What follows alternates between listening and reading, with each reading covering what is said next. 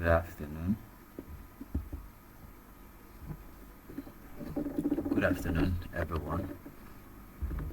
My name is Israel Ikumakbai. Our class today is Mastering Chat Mastering Chat GPT. So we have like 8 modules. So let's start with the introduction to ChatGPT. If there's anything you don't understand, kindly call my attention to it. So what is ChatGPT? ChatGPT was developed by OpenAI, a company called OpenAI, and the full meaning of GPT is Generative Pre-trained Transformer. It is capable of natural language understanding and generation. So there are different use cases. That is what we can use ChatGPT for writing, researching, coding, translating, and so on. So these are the everyday applications for writing and editing, study and learning, customer service, social media and blogging, and so on. So how do we access ChatGPT? ChatGPT can be accessed on a web browser or a mobile app, and before we can have access to it, you need to create an account. So after creating an account, then with your email address, then you can then start whatever you want to start doing on it. So moving forward, we have two types. We have two versions of ChatGPT. We have the free version and the paid version. So these are the features of the two. You can take a look at it. And one thing I also want to tell you about the free version is that whenever you are working on it, make sure you don't upload an important information, an important document on it, because once you upload anything on the free version, even if you delete, you won't be able to, it will still be there. Unlike the paid version, it's only the paid version that you can use when you upload important documents on it, like probably maybe a JPEG file or a MS Word document, any important document.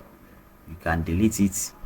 Once you delete it on the paid version, it will be deleted permanently, but on the free version, it will still be there, because the free version is used to train the machine. So make sure you don't upload important documents on free version. So moving forward, we have different interface. We have different menus on the interface. So I'll take you through that. Let's go to our ChatGPT. Let's go to our browser. So this is our ChatGPT. So we have different menus here. So we have here, this is for new chats, and this close sidebar, when you click on it, it will hide the menus on your left hand side. And this is the search chat.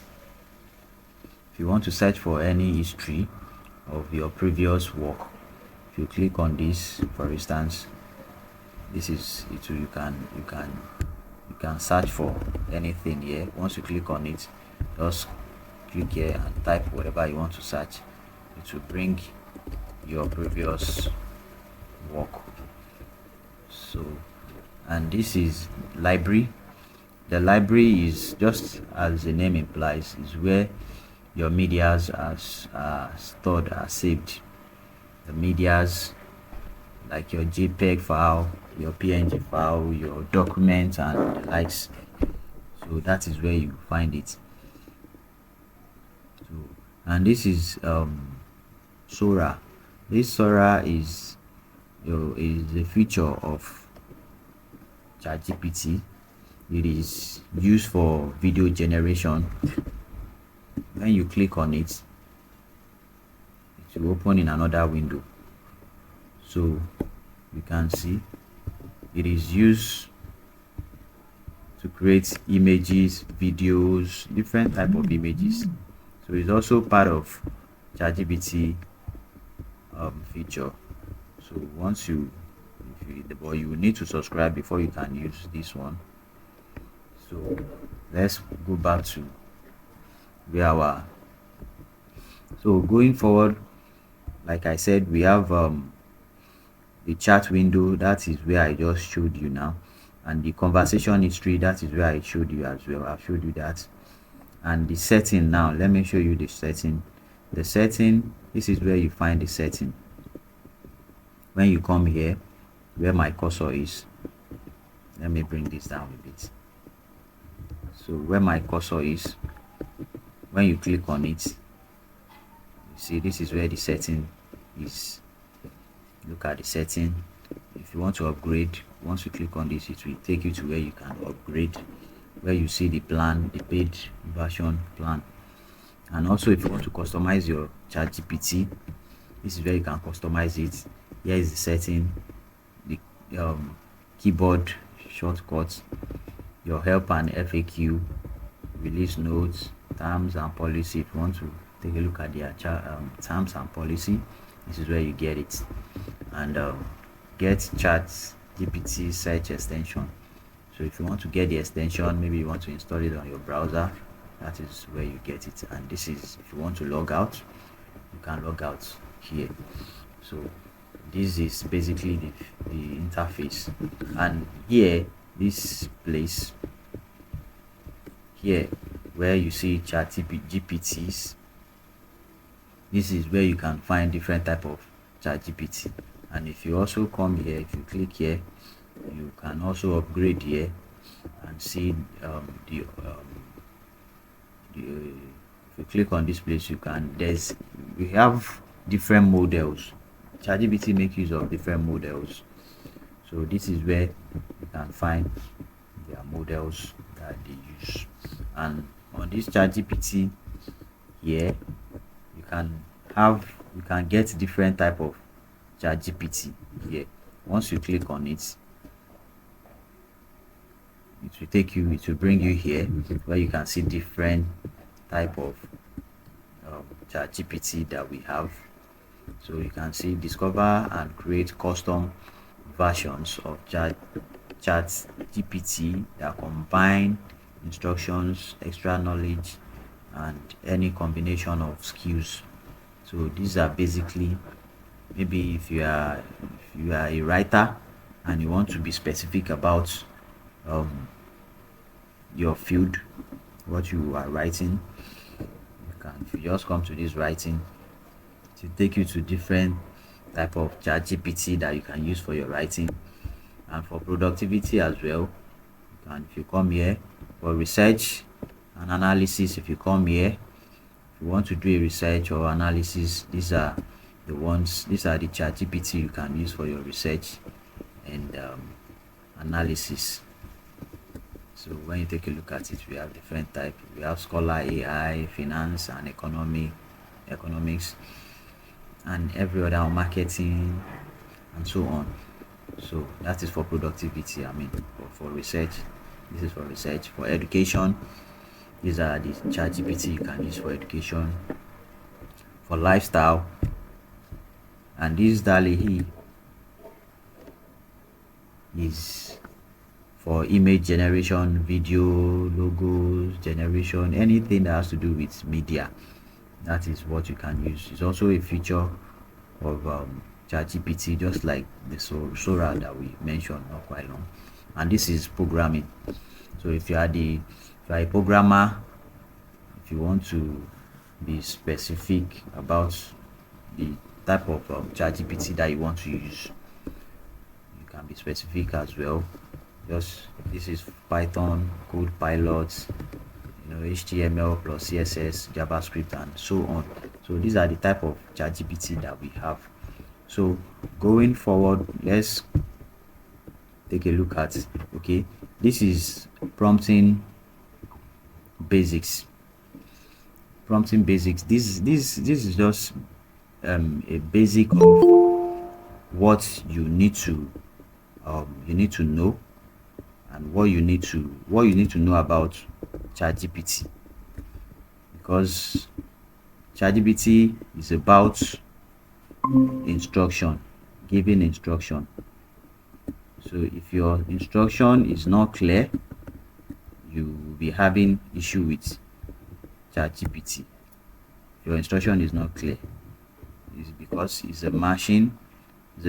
So whatever you give to it, that is what it will give out to you. So you have to be clear with your instruction. And secondly, specific task. You have to be specific about the task you are giving to ChatGPT. You don't just bombard it with so many tasks at the same time. You have to be specific. And the third one is add context and example. Whatever you are doing, whatever task you are giving to ChatGPT, it is always good that you add context and example, so that it would give you a reasonable answer.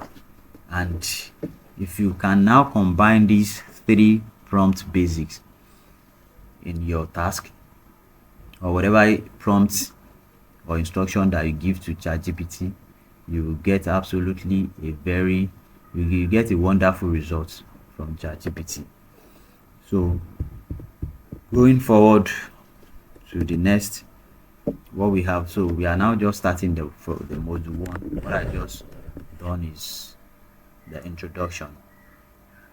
I've just introduced you to the ChatGPT. So we are now on the module 1. So the module 1 is prompting engineering essentials. Prompting engineering essentials. So under each module, we have session, we have prompt examples, and we have practical. So I want this class to be practical. That is why I want it to be hands-on. So that is why I have sent the slide to the group, so you can as well practicalize whatever I do. So going forward, section 1, introduction to prompt engineering. Introduction to prompt engineering. Please, if you can't hear me, kindly let me know, or if you have any question, kindly unmute yourself and ask your question, because I want this class to be interactive. So what is prompt? A prompt is the input you give to ChatGPT to get a response. Input, you can simply say an instruction as well. So whatever instruction, whatever input you give, it simply means prompt. So that is the response you get from ChatGPT. And why does this matter? The better is because the better you prompt, the more useful and accurate the output you give. That is, the more instruction, the better instruction you give, the more accurate the output would be. So let's take a look at this. For instance, good prompting basics. What are the good prompting basics? You have to be clear and specific. Like I said before, you have to be clear and specific in giving instruction in your task. or prompting. And the other thing is give context. What do I mean by that? Ask for a format or example if needed. That is, you request that ChatGPT give you a format or an example, or you can as well give it a format or an example just to get a good output. So let's take a look at these prompt examples. The prompt examples, the number one is summarize this article in bullet points. Explain blockchain to a 12 years old. Create a checklist for launching a podcast. So let's now practicalize it now. So the practical, let's open our ChatGPT. Let's go to our ChatGPT, copy this. Okay, let's copy this, right? Okay, so this is the example, summarize. So this is what we'll do. Let's copy this.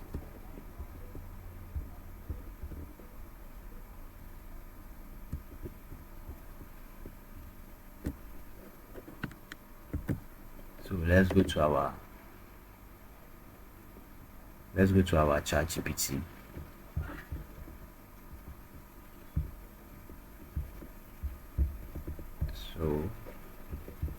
So now just paste this here,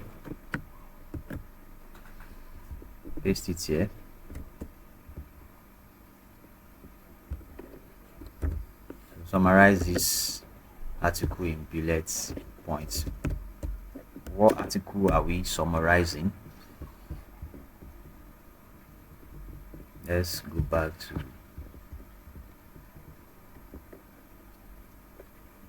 so for instance, let me say if I copy, okay, let me generate an article. Let me generate an article. Let me generate an article. So what's happening? Okay, let me generate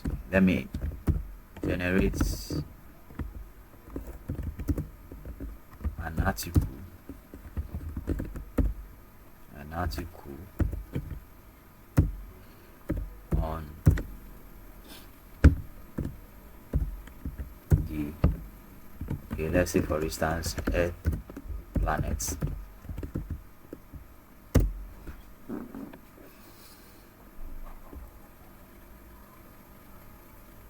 So I'm generating an article on the Earth planet, for instance. So it will generate everything, this instruction this prompt that I just gave ChatGPT. I didn't specify anything. I only said generate an article on the Earth planet. So it's still generating. So you hold on till it's complete okay, it has completed generating the article. So now we have generated the article. This is the number one example that we want to work on. Then let's now make use of this practical to complete the task. So we write a Vogue prompt into a clear one. So let's now rewrite this into a clear one.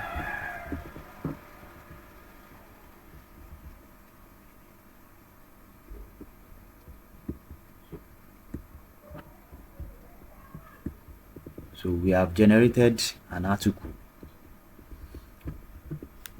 This is one of the example of the task we gave to it. So let's go to another one. Let's say for instance generate, let me go to the practical now. Generate Vogue prompt into a clear one. That is what we want to work on.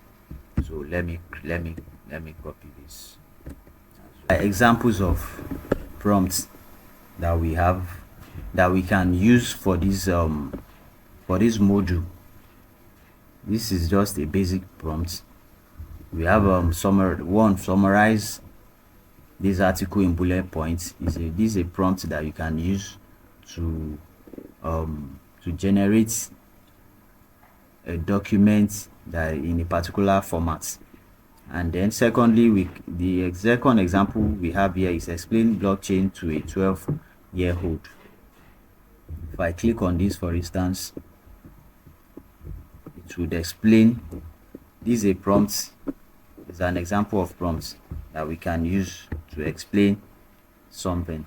So this is also create a checklist for launching a podcast. This is a type of prompt.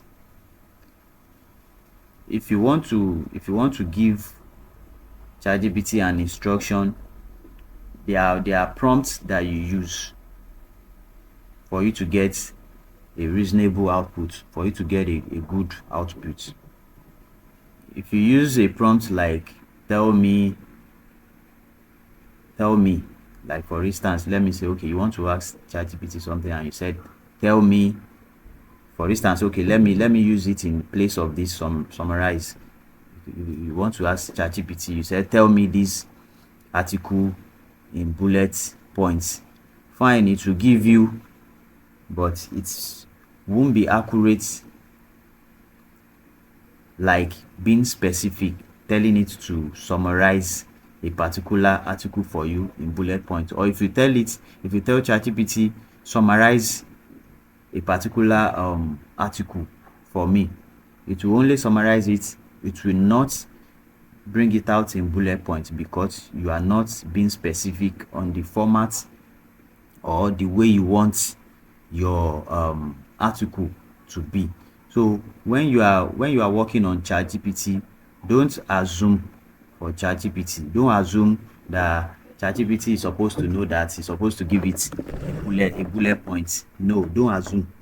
Whatever instruction you want to give, you have to be specific and you have to be clear in giving instruction to ChatGPT. Don't assume ChatGPT is supposed to know that it's supposed to do this way, it's supposed to do it that way. You don't assume when you are giving ChatGPT an instruction. You have to be clear and be specific in your in any instruction you give to ChatGPT. So let's say, for instance, we want to summarize a particular article, and we just say summarize. It will not give it in bullet points. It will not give it. But when you say summarize this article in bullet points, that means you are being specific. You are clear with your instruction that you are giving to ChatGPT. So it will summarize it and bring it out in bullet points. And the second example of prompt is explain blockchain to a 12-year-old. Let's say, for instance, instead of you saying explain blockchain to a 12-year-old, you only said explain blockchain. ChatGPT, what it would explain it in its own way that it feels is the best way to explain. You get what I'm saying? So it will explain it in its own best way. But when you give it explain blockchain to a 12-year-old, that is, you are giving it a clear and a specific instruction to do. So you are being specific here. These are the examples of what a good prompting basics, and give context, that is, ask for a format or example if needed. So this is what I'm trying to explain here, giving a good prompting basic, that is, to be clear and specific and giving a format. So that is the example we are explaining here. You are being specific with the instruction, and you are giving it a format. Look at the third one, create a checklist for launching a podcast. That is, you give it you are being specific and you are being clear with the instruction. So create a checklist for launching a podcast. So create a checklist. So you are being specific. These are examples of a clear and specific instruction that goes with format, that use with a particular format as well. So moving forward, let's let's try one or two example here. For instance, we say we write a vogue prompt into a clear one. So let's go to our ChatGPT, copy of ChatGPT, okay, which you have already have, okay, which I've already look at the instruction I gave it here. I said we write a vogue prompt into a clear one. So this is a vogue prompt. For instance, write something about artificial intelligence. This is a vogue um this is a vogue prompt. Then clear prompt, write a 500-word article explaining how artificial intelligence is being used in the healthcare industry, including at least two real-world examples and potential future applications. Can we see the difference in these two instructions? One is a vogue prompt and the other one is a clear prompt. Okay, look at the vogue prompt now. Say you are just giving an ordinary instruction like write something about artificial intelligence. If you tell it to write something about artificial intelligence, it will just go ahead, write something, just generate something out for you. But being specific, you are being clear. This on this second clear prompt, you are being clear, you are being specific, you give it a format. That is exactly what it will give you. Let's take a look at, for instance, let's take a look at the two now. Copy this, the output, the vogue instruction, copy it out. Let's copy it out. Then let's tell ChatGPT. Let's take a look at what it will give out to us. We said write something about artificial intelligence. It will generate something out about artificial intelligence. Okay, it's not always slow like this. I guess it's my network.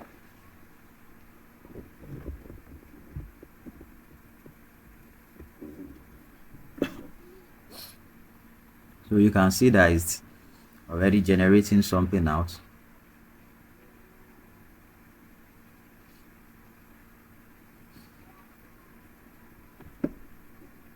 So you can see it brought out two response.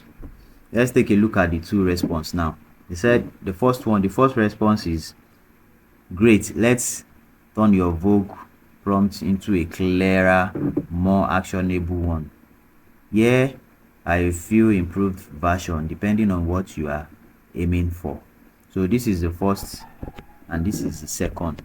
So when you are just using ChatGPT, at times, or when it wants to change model, that is when it brings out two response like this. So you have to, the one that you are okay with, that you prefer to use, so you can just click on any of the two. So let's take a look at, for a general introduction, clear prompt, write a 300-word introduction to artificial intelligence, explaining what it is, how it works, and why it is important today. This is a clear instruction, and this is another clear instruction again. Write an article describing how artificial intelligence is transforming the financial industry, including example like fraud detection and algorithm.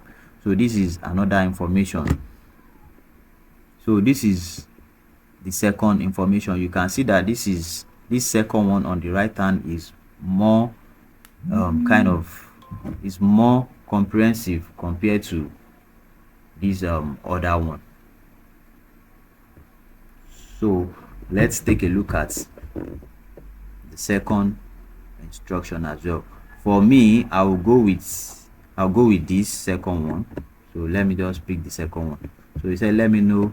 One thing about ChatGPT is whenever you give it instruction, it would always a kind of procedural, and it's kind of procedural. When you give it instruction, it will still, after giving you answer, it will still ask you if you want more. It's always asking if you want more. So for instance, let's take a look at,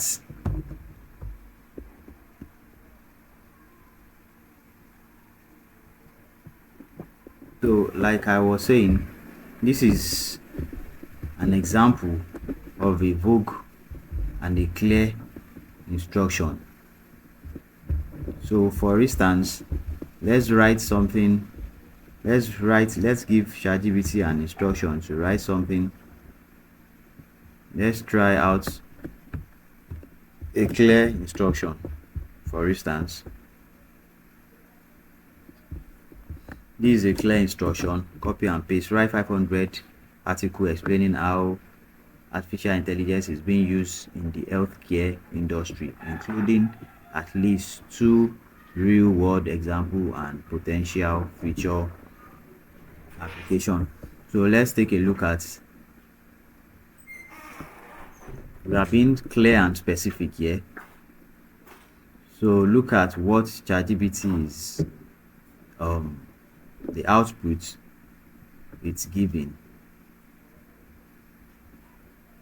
So it's, this instruction being given is a clear one, and you can see the output if you try it from your end. We told ChatGPT to write a 500-word article explaining how artificial intelligence is being used in healthcare industry, including at least two real-world examples and potential future applications. So this is the outcome of what the task that we gave ChatGPT to do. So you can see how precise and how clear this instruction is. So it would really help ChatGPT to know what and what to do, unlike the other instruction being given, a vague instruction that does not have any formats. It's just a straightforward write something about artificial intelligence. It will just go online, generate and gather different kind of things, and it may not be up to 500 words, it may just be 300 or 200 words. So that is the difference between a vague and clear instruction. So going forward, let's take a look at the other example, which is ask ChatGPT to improve your prompt for clarity. So let's tell ChatGPT to improve on what it has just written.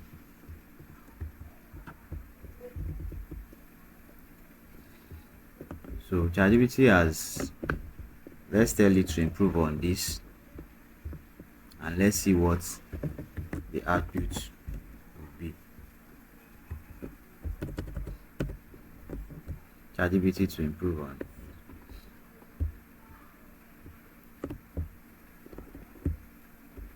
So improve on the above article.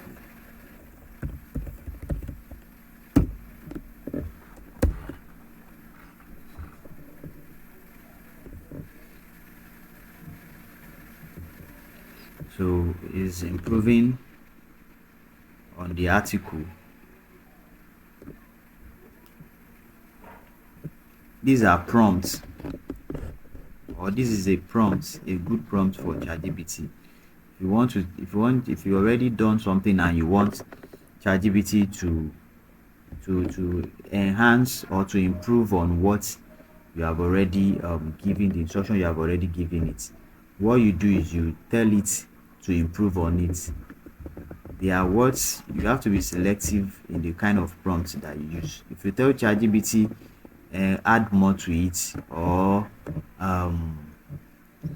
can you do something more on it, ChatGPT will not give you a productive and a very good output. But one of the prompts that you can use to enhance or to improve on what ChatGPT ChatGPT is doing is for you to tell it to improve on the existing instruction or on the existing task that you have told ChatGPT to do. So going forward, let's take a look at the which is the intermediate. That's the second section of this example in mode 1. So it's all about prompts, templates, and use cases. So these are the use cases in which we use ChatGPT for. We use it to summarize, we use it for summary, for emails, for brainstorming, for lesson planning, for writing code, for product description. These are what we use ChatGPT um, for. These are the use cases. So these are the prompts templates for such.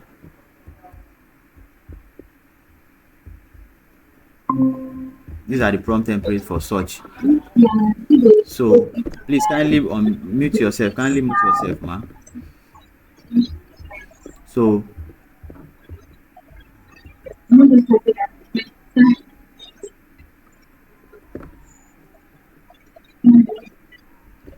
hello. Please can you hear me now?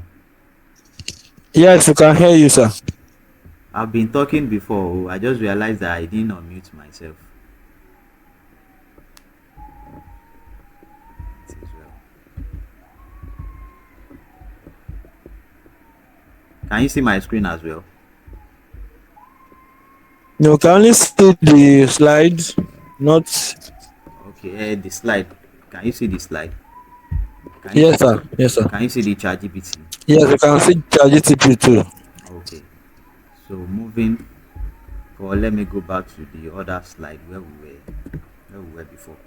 So we told ChatGPT to write something about um, something about this.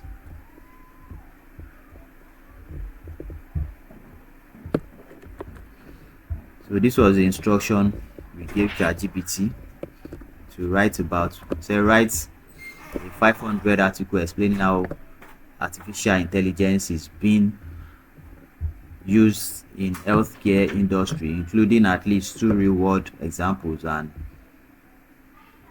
potential future applications.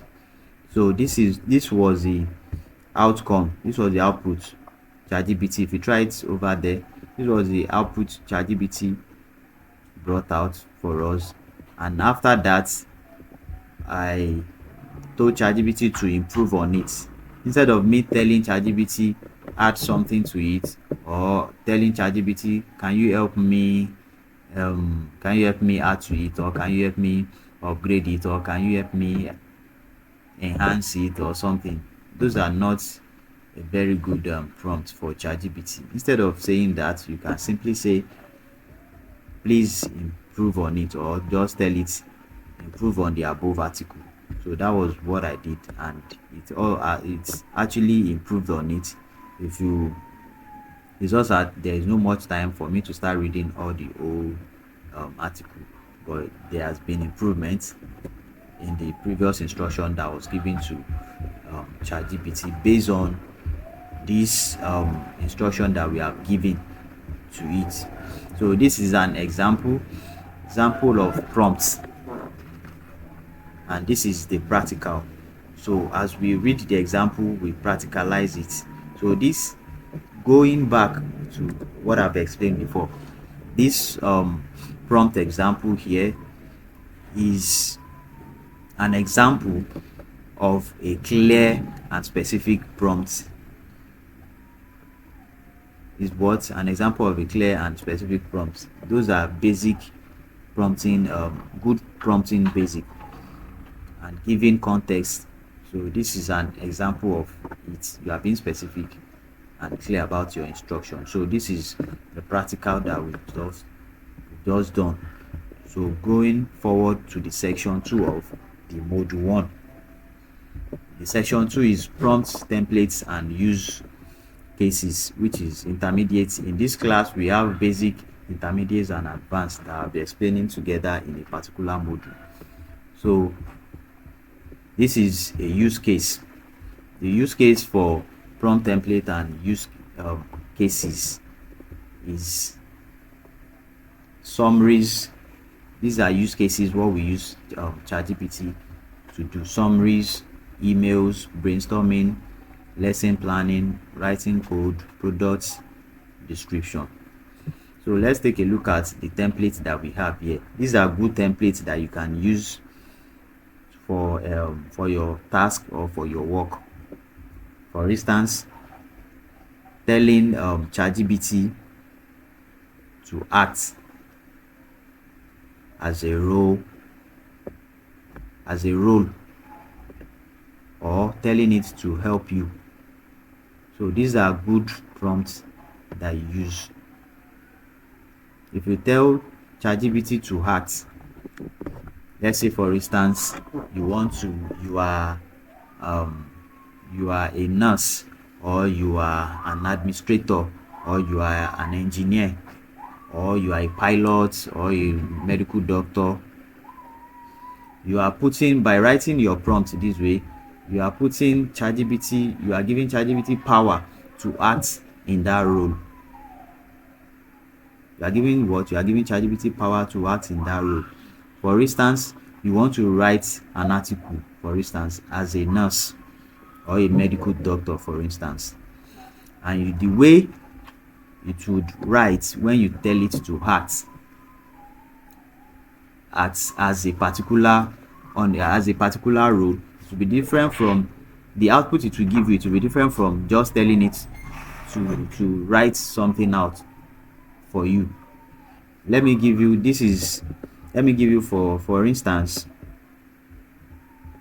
for instance, let me say, okay, let's copy this number 1.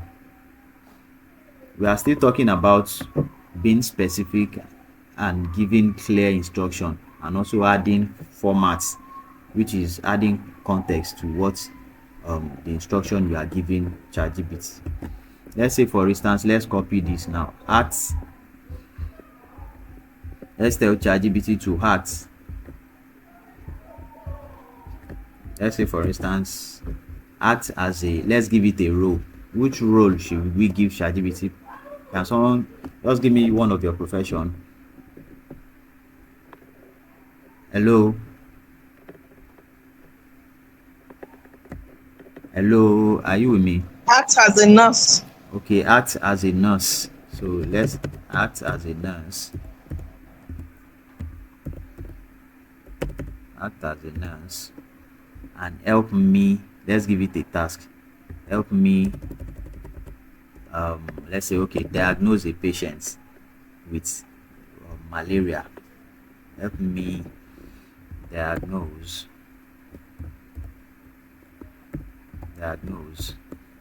a patient with okay, malaria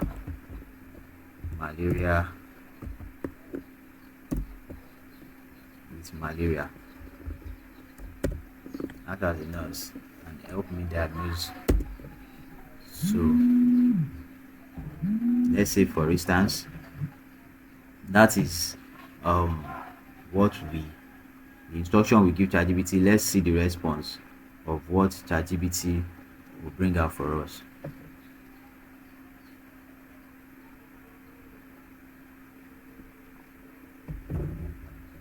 My network is a bit slow. I don't know why.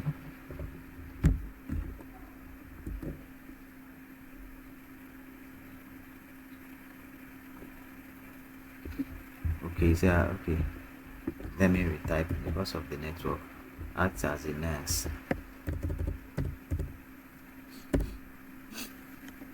Act as a nurse and help me. Let's give it a task. Diagnose a diagnose a patient having malaria, having malaria. Okay, let me add to it. Tell me, or explain to me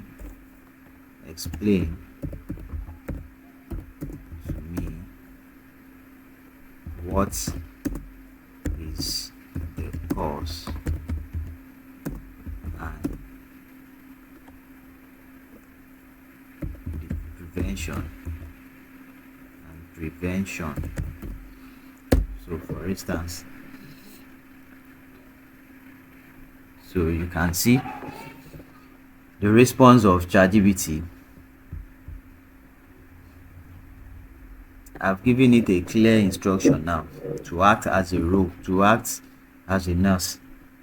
So for instance, you can see it's a diagnosis of malaria, symptoms to watch for. A patient suspected of having malaria may present with, and it listed out the symptoms.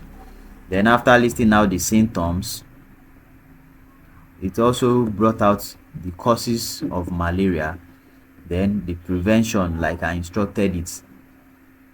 The prevention: avoid malaria bites, environmental control, chemoprophylaxis, early diagnosis and treatment. So you can see the instruction that I gave, that it was what? It was a clear instruction that really helps it to perform well, unlike just giving it any instruction without giving it a clear and a precise instruction. So, and in summary, in summary, malaria is a serious disease caused by a parasite transmitted by mosquito bites. It is preventable and treatable, but early detection is key. Use protection, reduce exposure, and seek care if symptom appears. So you can see the instruction I was given to ChatGPT. I told it to act as a nurse, unlike me just telling it to give me to give me um to give me the symptoms, or just typing anyhow instruction or prompt. It won't give me a precise and a detailed information as the one that it has just given.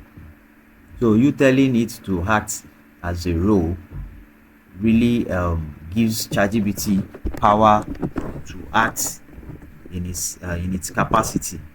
Let's look at the second template that will give me dash output about. Okay, if we try this out, giving it a tone and all that. So let's move to the practical now. For instance, create 3 prompt templates for different roles. Create prompt templates for different roles. Let's say for instance you are a nurse and you want to work on a particular topic or a particular task or a particular article or any assignment or something. The best for you is, whenever you want to use ChatGPT, always try as much as possible. The first thing is introduce yourself. By introducing yourself, that ChatGPT will be aware that this is the kind of person you are. So it will know how to address any information that you gave to it. For instance, if I log into my ChatGPT and I tell ChatGPT I'm a nurse, so ChatGPT will store it in its memory that, okay, this person with me is a nurse, and whatever I'll be giving to ChatGPT, whatever I'll be giving as input relating to any question or prompt or instruction this particular person gives me, it will be basically related to the person's field. So let's copy this, create 3 prompt templates for different roles. For instance, so let's create Create three prompt templates for different roles. What are the roles? We have let's say for instance we have nurse for three different roles. Role one, nurse, nurse, and let's say engineer, engineer, and um, IT, IT professional, for instance. So create three prompt templates for for different roles. So which are such as nurse, such as a nurse, engineer, and IT professional. So let's see the output.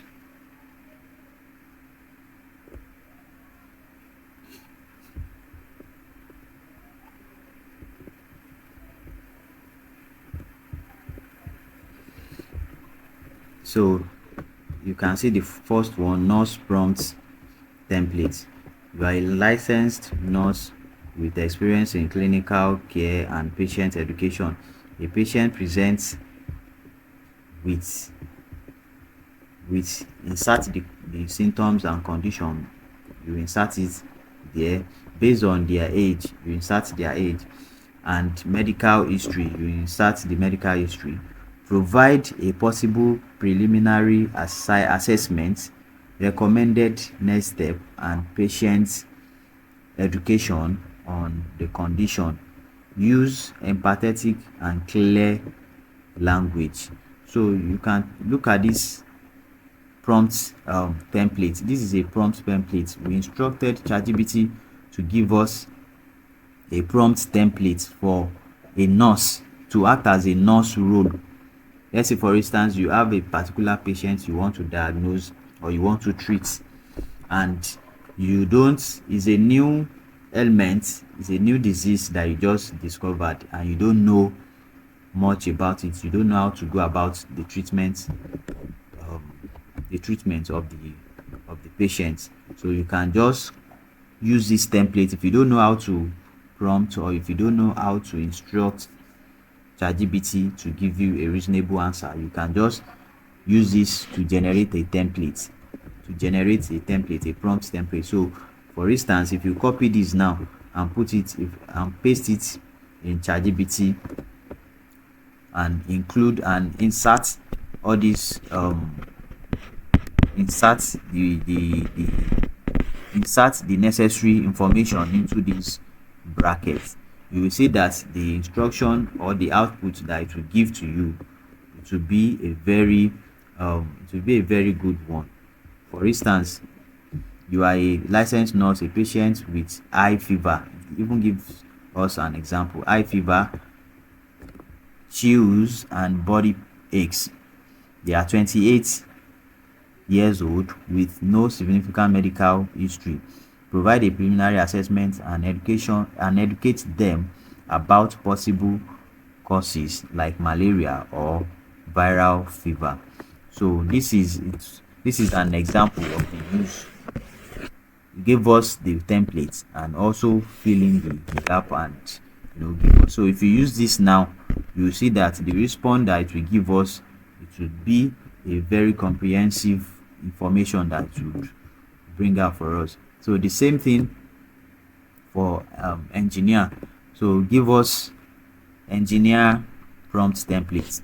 So if you take a look at it as well, if you said you are a mechanical engineer, a client needs a cooling system for a small industrial machine running 10 hours daily. Suggest a solution, calculate expected thermal load, and recommend suitable materials or components. So this is also an example of the prompt template that ChatGPT generated for us. All these templates are very good for us. The ones that you are generating Try as much as possible to keep it and save it because you still need it in the nearest future. So this is for IT professional, template for IT professional. You can see if you take a look at it, you are an IT professional specializing in cybersecurity. A small business is experiencing suspicious login attempts on their web browser. Provide a plan for diagnosing the breach, securing the system, and preventing future attacks. So this is an example of the prompt template that was generated for us based on our instruction that was given to ChatGPT. So are you with me? Are we together? Hello? Hello, are we together? So on the on the Yes. going forward on the practical, practice using tone, format, and style in your prompts. So these are elements and components of building or having uh, a very good generating a very good information from ChatGPT by applying using tones, formats, and style in your prompts. So initially we talked about being clear, giving clear instruction, and giving context. So it's still on that aspect. We are still on that aspect, but this is the intermediate, which adding more to the instruction that we have given ChatGPT, like giving a precise instruction. Fine, we have given a precise instruction, but let's now add tone. Maybe there's a particular way you want a particular tone in which you want ChatGPT to give you a response, or there's a particular format you want or a style that you want. You would also instruct whatever instruction you give to ChatGPT, that is what it should bring out for you. If you want it if you want it to give you a particular, maybe you want to write an article based on what the instruction that we just given ChatGPT, for instance, and you say you want it to write it, to give it to you in maybe Wale Soyinka tone, and make it or and also make it in upper format, for instance, or make it in another style. Anything you want ChatGPT to do, that is what you have to instruct it. If you don't instruct it, it will just give you whatever it feels necessary for you to have. So going to the section 3, which is the advanced prompting techniques. So on this advanced prompting technique now, advanced strategy, we have different ways in which we can classify prompting, which I can simply call techniques. We have few shot prompting. What do we mean by few shot prompting? Is for you to show examples before you request. Let's say, for instance, here are 2 good tweets about remote work. Write 3 more in the same style. That is for few shots.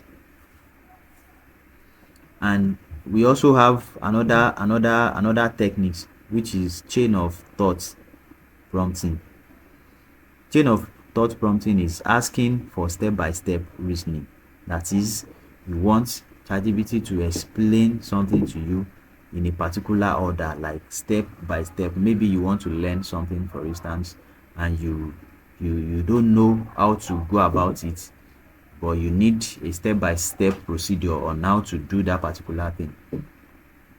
So the best prompt you can use is chain of thought prompting. That is, ask for step by step. You want ChatGPT to reason in a step by step, to teach you that thing in a step by step. So that is chain of thought. Then the third one, which is think through this step by step how I can reduce churn in my SaaS business.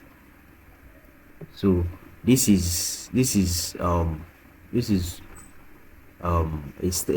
a prompting technique also that is attached to chain of thoughts. So that is an example of chain of thoughts prompting. That is, think through this step by step. How can I reduce churn? That is an example of chain of thoughts. So another technique, prompt technique that we have is metal prompting. Metal Meta prompting. Meta prompting asks ChatGPT to help write a better prompt.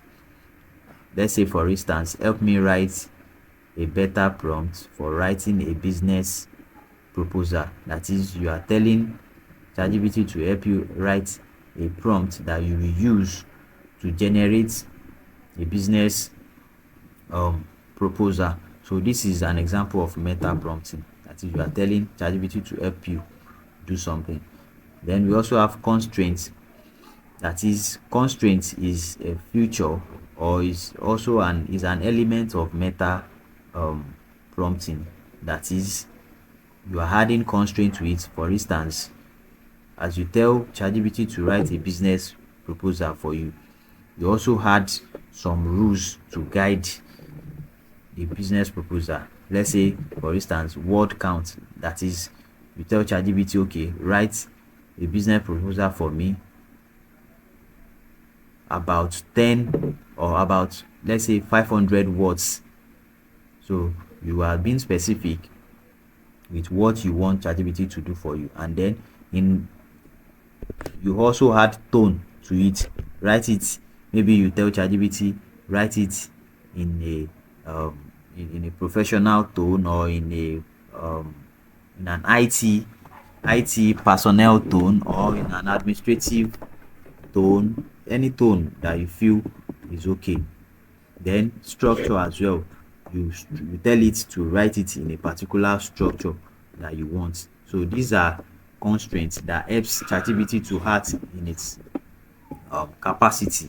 Let's say, for instance, an example is write a formal email in under 150 words to request a meeting. So let's copy this, for instance, and take a look at. Okay, let's use the practical, right? So let's go to the practical now. It said practice all four techniques on a task like writing an email or solving a problem. So now let's make use of this now. For the practical, write a formal email under 150 to request what? To request a meeting. So let's go to our ChatGPT now. So write an email, for instance. Okay, let me create a new. Write an email.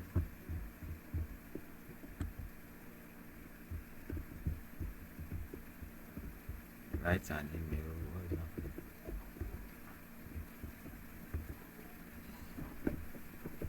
So write an email. Once you encounter anything like that, try to refresh. So write a formal email under 150 words to request a meeting. So that is to request a meeting. Now the constraint is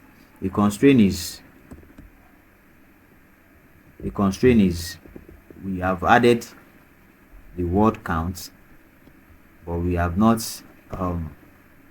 had the tone. The tone, for instance, let's add a tone to it. Okay, write a formal email under 150 words to request a meeting. Write it, let's give it a tone now. Let's say, for instance, write okay, a meeting. Let's the tone, write it in a tone, give it a a professional a professional tone, professional professional administrator administrator minis- administrator administrator tone, and a good structure, for instance. So so let's see the output of, you can see the output. A professional say sure a concise and professional meeting request email under 150 words. So let's, you can see this is a professional email. Subject request for meeting. Dear, let's say put the person's name, dear Israel. I hope this message finds you well. I'm writing to kindly request a meeting with you to discuss brief brief the purpose. You write the purpose there, e.g. potential collaboration on training initiative or administrative planning for upcoming. So you just give us an example. I believe your insights would be valuable, and I would appreciate the opportunity to align on key objectives. So after writing all this, you can see best regards, full name, position, contact information, organization. So with this now, you can just copy it and post it, create an email and fill in all this and send it to whoever you want to send it to. So you can see how good ChatGPT is to help you. You don't have to stress yourself, and ChatGPT is not taking the place of anybody. It's just to make you your work, make you efficient in your work and whatever you do. It's a very good tool for you to use. So that is for meta um, prompting. Because of time, I will just be taking one examples and practical for us to use. So on this meta prompting, we have just given us a sample. So we have practicalized one of the techniques, which is meta. So looking at the first one now, which is few short prompting. Show example before your request. So an example of this is, here are two good tweets about remote job. Write three more in same style. If we copy this now and we paste it, a particular tweet, and we paste it and we tell ChatGPT and give ChatGPT this instruction, you see that you see what it will bring out for us. And also, like I've said, on this chain of thought prompting is is a technique whereby you tell ChatGPT to give you, to reason for you in a step by step, that is to teach you something in what, in step by step. So um that is for the module one. And when you look at the tips here, it said use hacks as to give ChatGPT a role. That is, you are giving ChatGPT a role to act as a particular person, as a particular professional, as a particular skill, or whatever position you want it to act as. It is best when you give it a role to play. So it will make ChatGPT to work in its capacity for you when you tell it to act. So when you combine all these techniques or these strategies, when you combine them together like the few short chain of thoughts, it will give you a maximum it will give you maximum control on whatever task or whatever instruction that you are giving to ChatGPT, for instance. Please, can you still see my screen? So going forward on the module 2, now using ChatGPT as a learning assistant. This is more or less for possibly students and instructors or any other person that wish to use it for learning assistance. So for instance, it is used for personalized learning. So here we have how ChatGPT helps. ChatGPT helps, it acts as a tutor or explainer, answers questions in real time, one, and then adapts explanations to your learning style or level. So depending on your style or your level, if you are a student or an instructor, whatever style you want, whatever way in which you want ChatGPT to be a learning assistant to you, that is exactly how it will act. If you tell it to act as a student, to act as a student. If you tell it to act as a tutor, it will what? It will act as a tutor. So let's say for instance, you want to use it to learn, you want to use it as a learning assistant for something, for instance. Let's take a look at that. Okay. So let's take a look at that. You want it to, for instance. So prompt example. Explain photosynthesis in simple terms. Help me learn the basics of Python programming. Create a study plan to learn financial literacy in 4 weeks. So when you when you want to use it for learning, these are ways in which you can instruct or prompt ChatGPT. For instance, let's pick a topic. For instance, let's pick a topic. What topic? Let's pick a topic. Can someone give me a topic, please? Hello, are we there? Yes, we're here. Okay, give me a topic, ma. You mean any topic at all? Yeah, any topic. Reproduction. Okay, reproduction. So let's use reproduction. We are doing the practical now on module 2. So you can as well do the practical from your end there. Let's say okay, we have picked a topic, reproduction. Then let's ask ChatGPT to create a beginner friendly guide on that topic, reproduction. And also let's request follow-up examples and exercises on reproduction. So this is the practical that we are going to now. The first one is pick a topic. We have pick a topic, reproduction.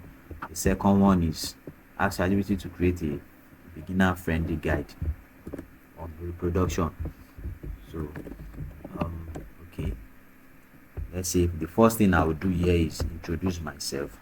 Let's say I greet ChatGPT, hello. So it's answered. Then I introduce myself. I am um I'm a nursing instructor, or I'm a nursing lecturer. I'm a nursing instructor. Instructor. I'm a nursing instructor. So now that I've told ChatGPT I'm a nursing instructor, you can hear his response. Said that's good. How can I assist you today with your work as a nursing instructor? Are you looking for help with lesson planning, teaching material, students engagement, or something else? So now it has asked me question. Then based on what me I want to do, for instance, I want to create a beginner friendly. Let me just copy this. Create a beginner friendly guide, create a beginner friendly guide on reproductive, which is the topic that we picked. Reproductive,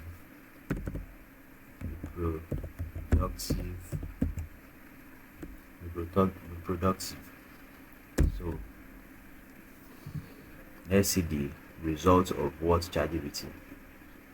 So you can see now, said it's still writing. So let's wait. Once this, you can see this button here. Once it's still four corner, in a four corner shape, it's still writing something. But once it's no longer in a four corner shape, that stops writing.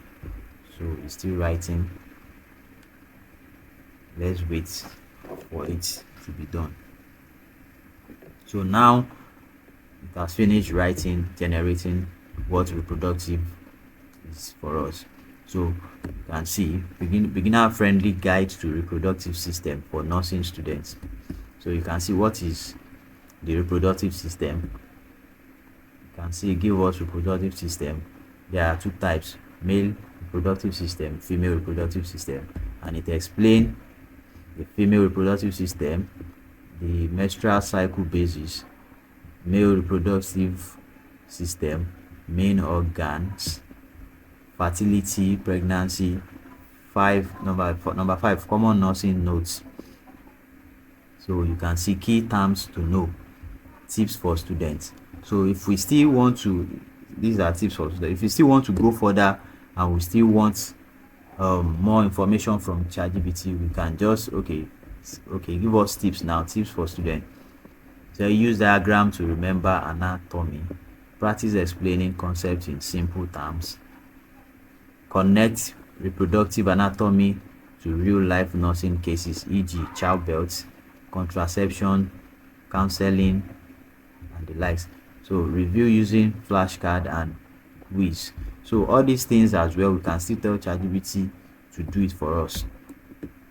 If we don't want to stress ourselves, just go ahead. The only thing you need is to give instructions to ChatGPT, and it would go ahead. So you can see now, even if we want to make it a PowerPoint, you can convert it to PowerPoint, or it can as well convert it into PDF, convert it into Word document for us.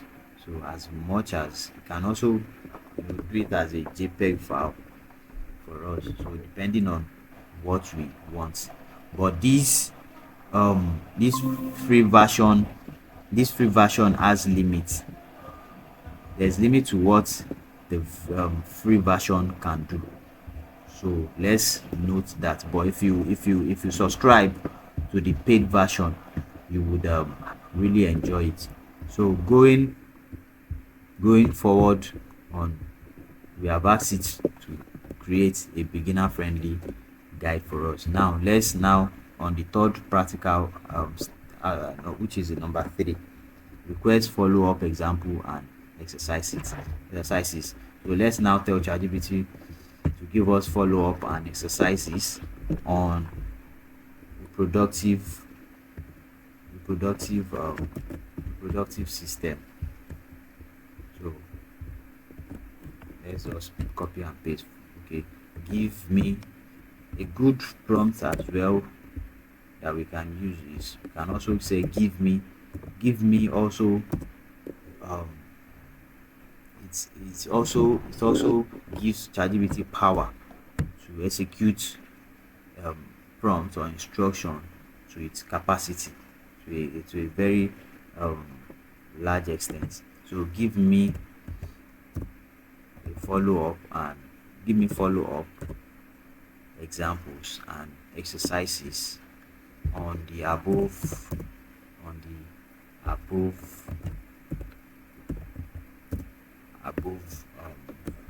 let me say above article, or above topic, or notes, above notes. Okay, above notes. So let's see the output.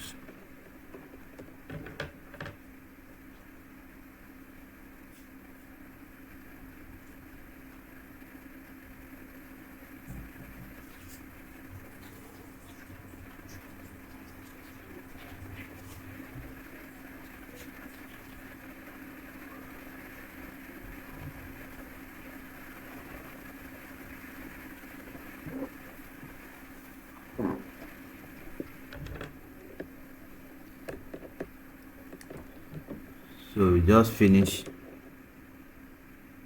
Okay, so you can see the output of what it has added for us. So we say here are follow-up examples and exercises based on the beginner-friendly productive system guide. So you can see, label the diagram, visual exercises. You can provide a blank diagram of the male and female reproductive system. So you can see, label the following parts. So you can see this is the follow-up and example. Section B, short answer question. It even give us short answer question. So you can see matching the following, match the following. So these are follow-up that we can give to our students. This is also use case critical thinking. So these are, you can see the response. So that is how good ChatGPT is. So let's go into the next section, which is section 2, study tools and practice material. Study tools and practice material. ChatGPT can help you create quiz and flashcards. These are study tools and practice materials that we can use for our students. So you can generate quizzes and flashcard, create summaries and concept maps, explain with analogies or visual formats, create revision questions and mock tests. So these are what it can as well do for you. So let's say for instance now, this is example of the prompts that we can use for the above what ChatGPT can do for us. So example, make a 10 question multi-choice quiz about world geography. That is one. Second one, summarize this topic into 5 key points. If we paste this topic now, then explain, which is the third one, explain the Pythagorean theorem using a real life example. So these are examples of prompts that we can use to generate questions, to generate things for ourselves when teaching our students, for instance. So as we are still under the module 2, which is learning assistance. So let's say for instance I want to create a question of such, and I copy this prompt example for it to help me. So let me create a new, then I paste it. Make 10 question multiple choice quiz about world geography. So I've given ChatGPT the instruction now to create questions for me, multi-choice question. So you don't need to bother yourself creating question. Just tell ChatGPT, show ChatGPT what you want, and it will give it to you. And if you don't like it in the way that it has given it to you, you can tell it to improve on it, or you can tell it to change, or you can tell it to, just tell it what you want and it will do it for you. These are multi-choice questions, and you can also tell it to rephrase or summarize. So this is, you can see multi-choice question, so you don't have to disturb yourself creating questions anymore. Just tell ChatGPT what you want, and you can even tell it to rephrase the question in a particular tone. You can, anything you want, just give instruction. So let's choose, okay, that is one example. So let me pick the practical now. So it said choose a school or professional topic. Use ChatGPT to generate flashcard, summary, and a short quiz. Review your understanding and ask follow-up questions. So if we take a look at this, let's choose a school or professional topic. Okay, let's choose a topic. For instance, let's say we want to choose a topic. Okay, Let's choose a topic. Ma, is anyone there, sir? Hello. We are here. Yeah, let's choose a topic. The topic, okay.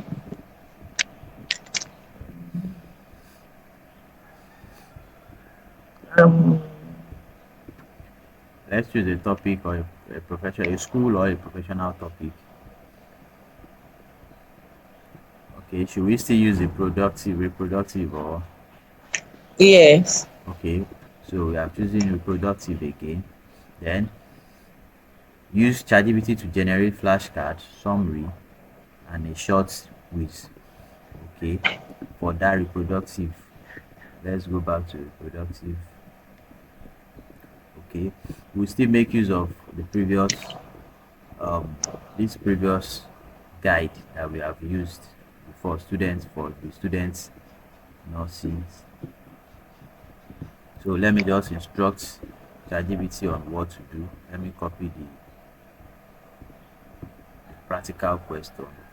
Okay, use ChatGPT to generate flashcard. So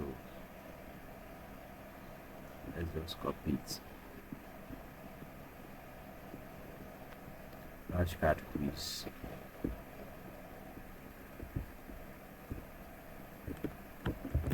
So let me go and paste it. So generates flashcard summary and a short quiz. So once I tell for the for the above topic,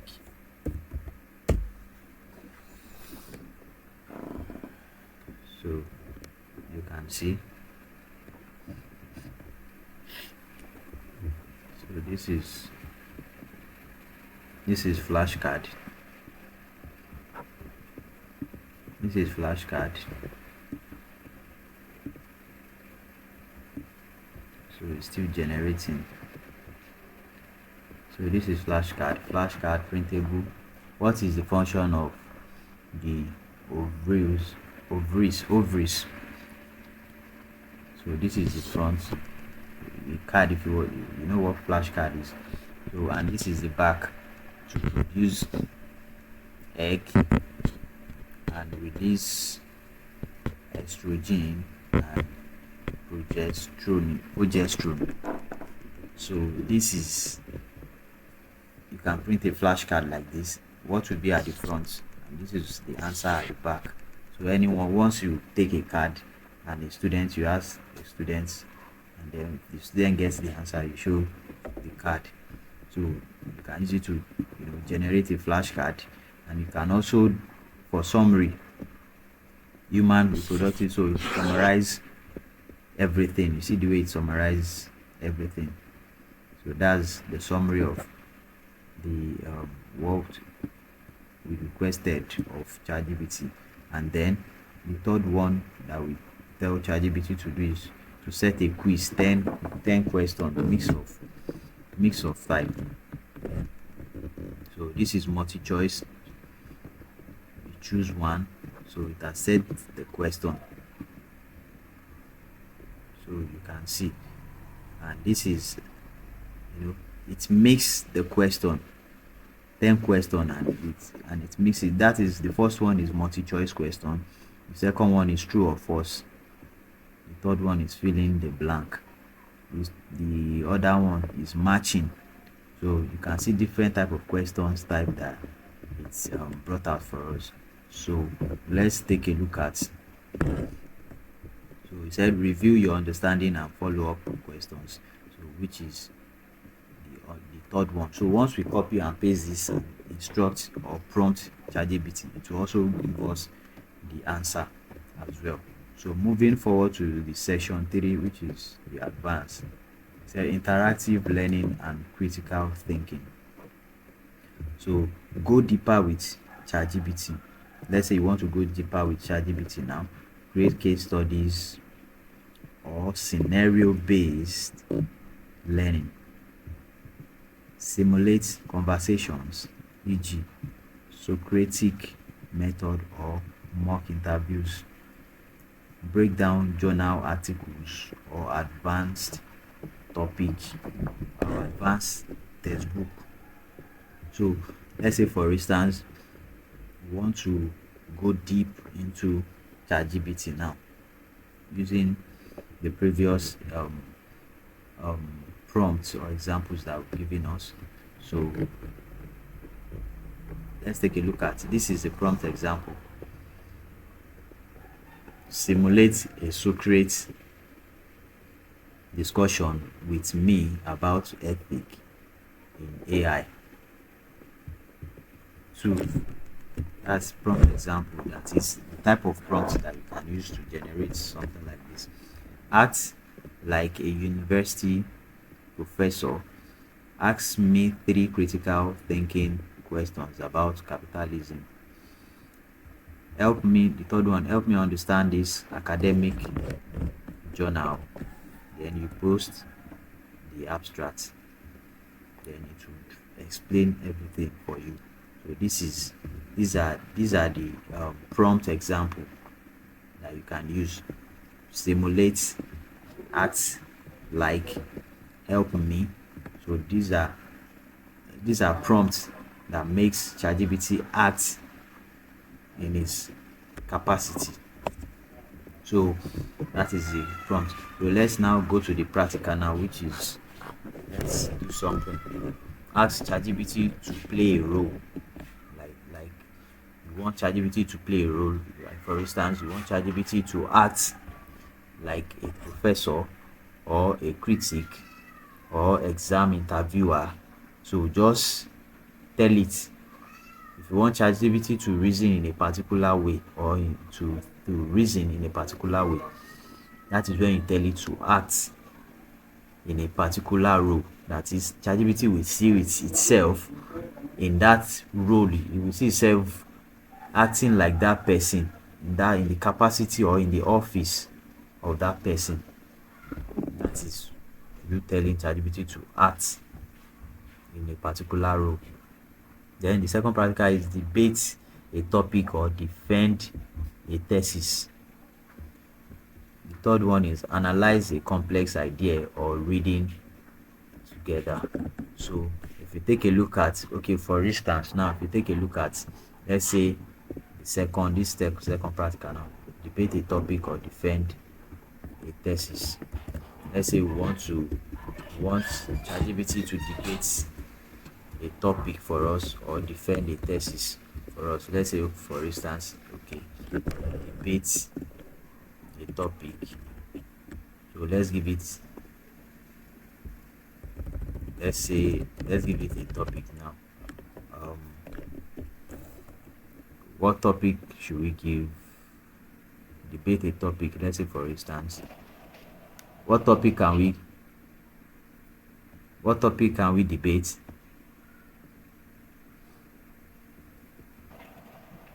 You can just say, men, debate a topic on why men are better than women. Okay, why men are better than women? Women debate a topic on why men are better than women. Okay, so in 500, let's be specific now. In 500 words, or let's say okay in 300 words. 300 words. That is, we give it word counts. What that is, give it word counts. Then let's now, for instance, okay, let's add more to it. For instance, let's say okay, um, let's say let it act in a particular role now, like a professor. Okay, let's leave that. Let's just go straight to this then. So in 300 words. So you can see it's already generating it.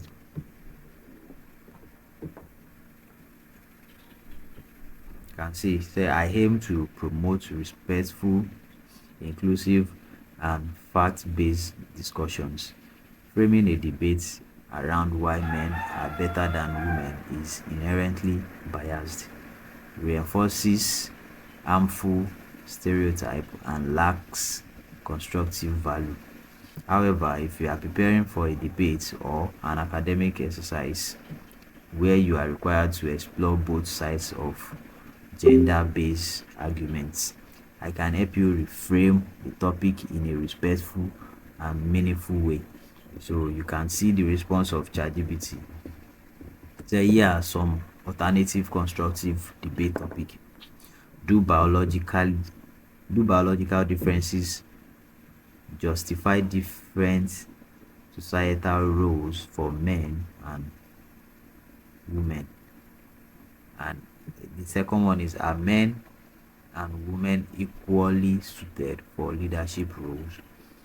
Is gender still a barrier to professional success in today's world? Should gender codes be enforced in corporate and political leadership? If you want, I can help you write a 300 position on any of this. Let me know which side you did like to take, or if you have another topic in mind. So you can see the response of ChatGPT based on the topic that we gave ChatGPT. ChatGPT is telling us that I cannot write this because it's promoting respectful, inclusive, and fact-based discussion. So it now give us option of another topic that we can write on instead of writing why men are better than women. Say you can see now. So let's say for instance now let's pick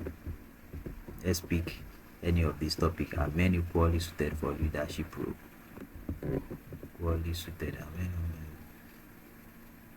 Okay, let's just pick one of it. We have just gender still a barrier in profession. Okay, let's choose this one.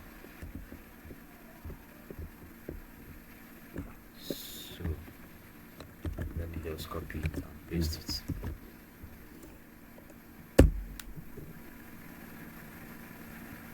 So you can see now, yes. So it's giving us a debate on this particular topic. So you can see it said, despite decades of progress, it said yes, gender is still a barrier to professional success in today's world. Despite decades of progress, gender continues to influence opportunities, treatment, and advancements in the workplace. Globally, women still earn less than men for the same work. So you can see the output of the debate of ChatGPT is not it's just in 300 words. So if we want it to write more than 300 words, it would as well give us more than 300 words. So that is, for that. So moving forward, we can let's go and practicalize the remaining practicals by ourselves. So moving forward to the which is the module, the other module that we have. So I think there's a mixed up in there's a mixed up in the stuff.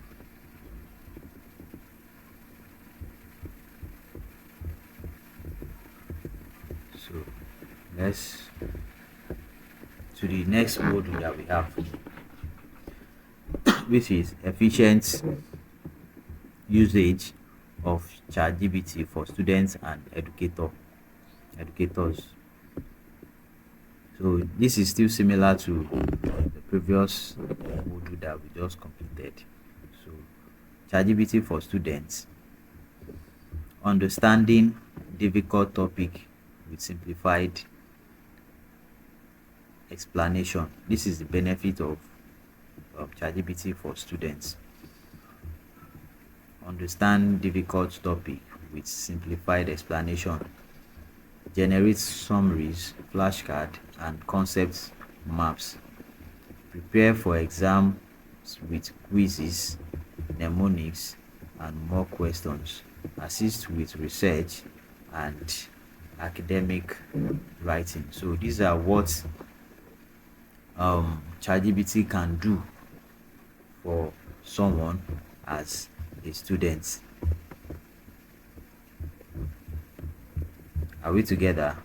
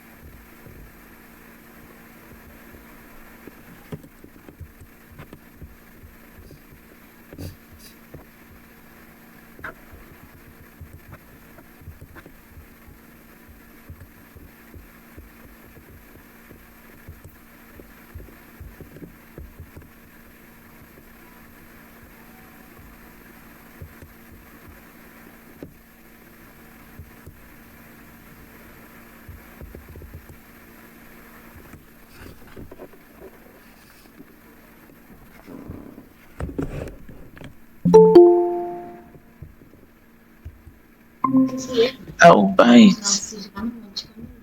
I'll buy it.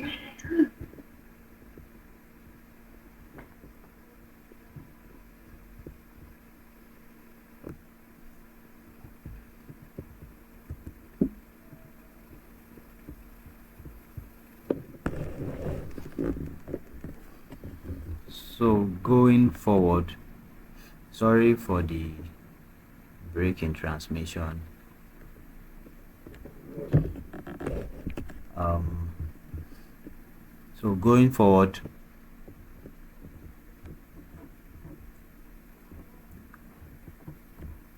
these are the benefits for students in which they can what they can do with ChatGPT. So, like I've mentioned, understand difficult topic with simplified explanation. That is, ChatGPT can explain um, topics and simplify it in a very simple way that is, understanding, and can also generate summaries, flashcard, and concept maps, and can use it to prepare for exams with quizzes, mnemonic, and more questions. So, and it can also assist with research and academic writing. So these are benefits in which students can use ChatGPT for. For instance, let's take a look at the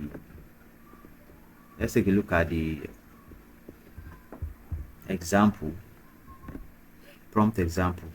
So this is a prompt example: explain, summarize, create, generate. So these are prompt examples that we can use to generate and make ChatGPT to act or to give us um, a professional or comprehensive information. So for instance, explain the water cycle to a 12 years old in simple term. If you want it to be in the simplest way, you can just instruct it, be specific in your and be clear in your instruction in your prompt. Then the second one, summarize chapter 4 of animal farm in 5 key points. You can also do that as well. The third one, create a 10 question multi choice quiz on basic algebra. You can also do that for you. The fourth one, generate an essay outline for the topic effects of climate change. So you can also do that for you. So looking through the practical aspect of it now, let's say for instance we ask ChatGPT to convert class notes into flashcard. If you have a class note, you can tell ChatGPT, okay, convert it to a flashcard. It will do it for you. Or we can tell it to generate practice quiz question for a subject you are studying. Can also do that for you. Or we can simply tell it use it we can simply tell it to use that question to we can use it to break down complex reading material. For instance, as a student or an instructor or a lecturer, you can tell where if you have a particular question, or if you have a particular material course material that is so complex that you don't understand, you've read it but you don't understand, you can just tell ChatGPT to do what? To break it down for you, and it will do that. If eventually maybe you don't have what's it called? Maybe the material is hard copy and you don't have the soft copy, you can simply just you can as well still make use of ChatGPT to do whatever you want to do. For instance, just take your phone, take your phone, snap snap the textbook, the hard copy, snap it, then come to ChatGPT. When you come to ChatGPT, you see where this plus is. That is where you can use it. You can add files, add anything. For instance, if you click on it and then add from page, maybe whatever you want to add from apps, maybe whatever you want to upload is on Google Drive or Microsoft OneDrive or Microsoft OneDrive, any of it, you can connect to it and upload whatever you want to upload. Or still, if it's just an hard copy that you want to upload, let's say for instance, you just click on it, it will take you to your folder or your file. Then you can click on where the file is and click open. Then it will come to it will be uploaded here. Then you can tell ChatGPT, you can instruct it on what you want it to do with that particular document that you attached. ChatGPT would bring it out the way it is. Everything, every text on that hard copy, it will bring it out the way it is. ChatGPT is so accurate such that when you post or when you upload or when you attach any particular thing, it would be accurate with the text on it. It will bring it out the way it is, and it will bring it out in a soft copy for you. So you can do that as well. So that is for the what's it called, for the if you want to break a particular reading material into a simple reading material, a complex one into a simple one. So you can do that. So before, okay, this is the next section. So before I move to section 2, do you have any question, madam? Thank you so much, Mr. Israel. Yes, ma'am. I didn't actually join from the beginning of the lecture, so I think I've missed out on some things. Okay, okay. But let me still, but I hope I'm going to have access to a Sure, copy of this. Okay, all sure. right, sir. I want to ask something. Okay. For example, I was trying to get an SOP from ChatGPT, that's statement of purpose, Okay. that one can actually use to apply for scholarships. Okay. So, but what I heard was people go on ChatGPT to generate these SOPs, and then the schools, they are now not accepting that particular SOP because they notice that ChatGPT is the one everybody is using. That means there is a particular template that ChatGPT is just giving everybody for them to know that it's ChatGPT that generated the SOP. That means there are some things that are similar and all that. So what I want to ask is it possible for ChatGPT to give one a different kind of, maybe you ask a question about write me an SOP, and then maybe I give the stuff a prompt like you said, Yeah. and then is it possible to give me a more complex figure instead of all these normal common ones, Yeah, it's so possible. that okay. It's possible. It's possible. The reason why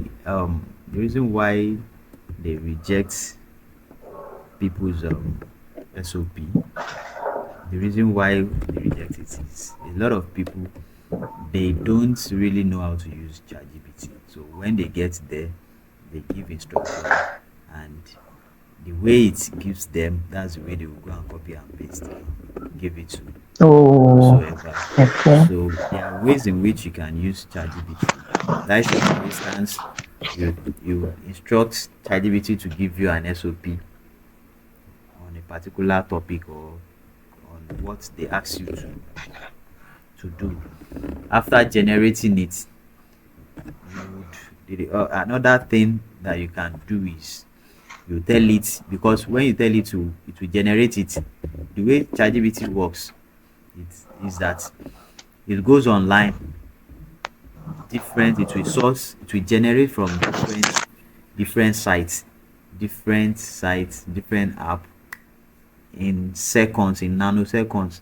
It will bring them together and then give it out to you the way it is raw. It will bring words from different sides, different, it will bring it together, because it makes use of some models. So it will bring words together and join them together and give it to you. So when you just copy the words it has given to you just like that, and you go and paste it on where you want to use it, there are also machines, there are also AI that can detect how or what an AI tool generates for you. So when you do that, I would advise that after generating anything you generate, that is why um, some of the topics, the previous topics we have discussed in the previous modules, we talk about clarity, and in instruction, we talk about tone, we talk about style, we talk about structure. So those are the things you need to instruct. You don't just tell ChatGPT to just write something for you. You instruct it in a particular way that you want, and you can also tell it to act in a particular role. So after doing that, you can still go ahead and improve on whatever ChatGPT has given to you, or you can still tell it to either summarize or rephrase. Most of the time, it's always good for you to rephrase whatever ChatGPT gives to you. You don't just copy and paste it the way it gives it to you. No, I've actually used ChatGPT for a project from the beginning to the end, and when after the project, the whole thing, they will do plagiarism.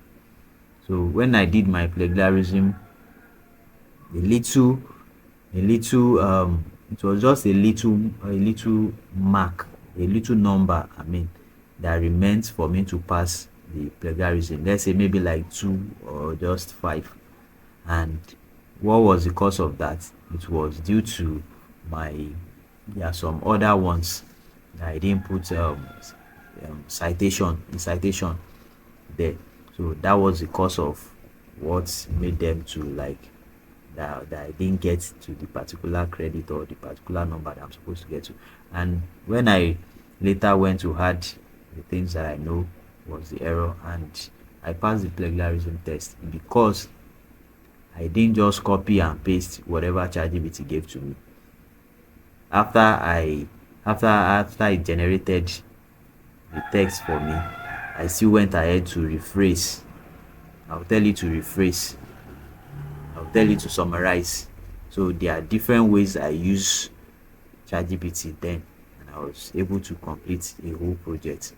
So it depends on how you don't just when you want to use it for your SOP, like you have said, you have to be constructive in what um you are the instruction you are giving ChatGPT to do. You have to be constructive in it, and then after writing it, you tell it to rephrase. You tell it to rephrase. So you don't just copy and paste. Then you tell it to rephrase. So those are ways in which you can But um you can tí kinní use sọ gbà yẹn ChatGPT. wípé wípé ẹni yẹn pé Sir, please mute your mic. á dà pé kò rọ pé Hello, sir. Please mute your mic. So, madam, so Oh, you get what I yes. just explained to you now. So, Yes. when next when you want to use it, even for your study, for your students, Lecture. or lecture, Mm. or anything, if you know it's something that is corporate or something that is very crucial, make sure you don't copy and paste the way it gives it to you. Make Mm. sure you give it some tone. After giving it some tone, structure, and all that, then you can go ahead to rephrase it. You can even tell it the way it will rephrase it, the kind of tone it will use to rephrase it, the kind of it depends on how constructive you are to use ChatGPT. So that is based on your question. Yeah, do you still have any other question before we move forward to the Yes. okay.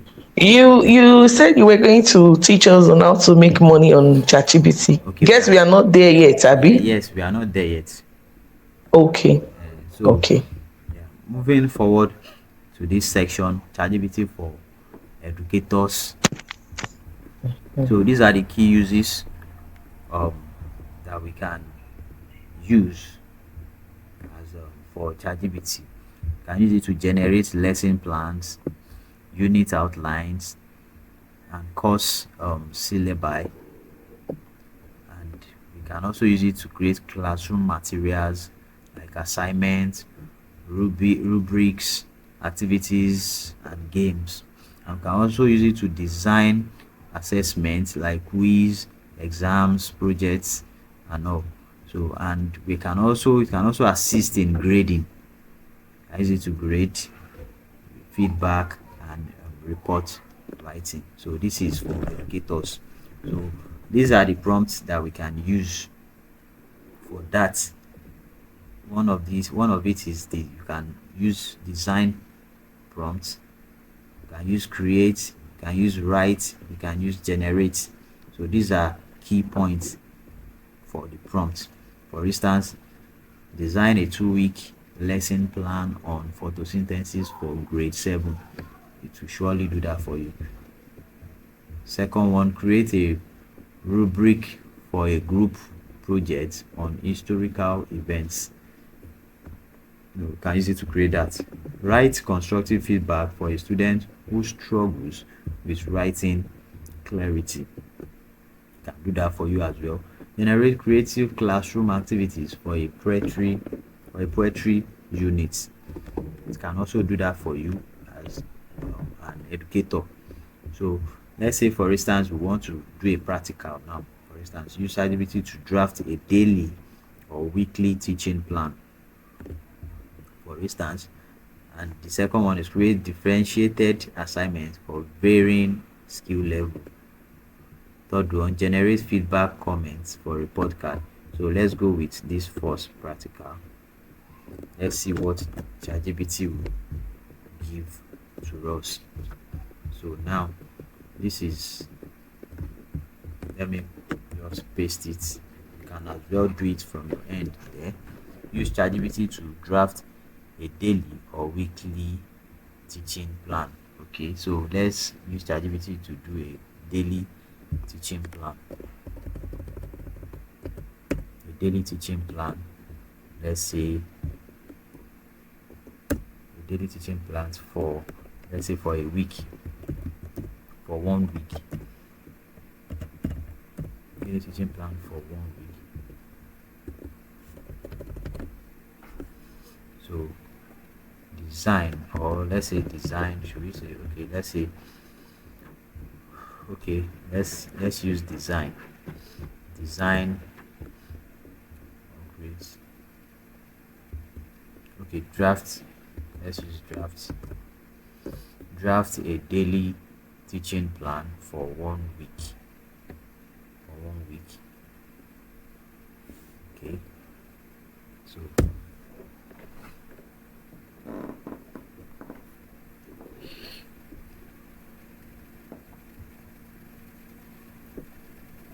you see that ChatGPT has memory. We still, since we introduced ourselves as nurse nursing, as a nurse, or as a nursing instructor, ChatGPT still remembers, and so that is what it used to plan daily teaching plan. So he says, certainly, here is a week daily teaching plan template tailored for a nursing instructor. Focus on a balanced mix of theory, practical skill, discussions, and assessments. You can adjust the topic focus based on your current curriculum, e.g., fundamentals of nursing, anatomy, and physiology, community health, etc. So this is the daily teaching plan that ChatGPT created for us. You can see now a week daily teaching plan, sample theme, fundamental of nursing, day 1, introduction to nursing and professionalism, the objective, divine blah blah activity, and then assessment. You can see that. Then day 2, communication in nursing. So you can see the way day 3, day 4, day 5, day 6, day 7. So the day 6, ethics and legal issues in nursing. Then the day 7, see what he brought out for day 7. Day 7, reviews and weekly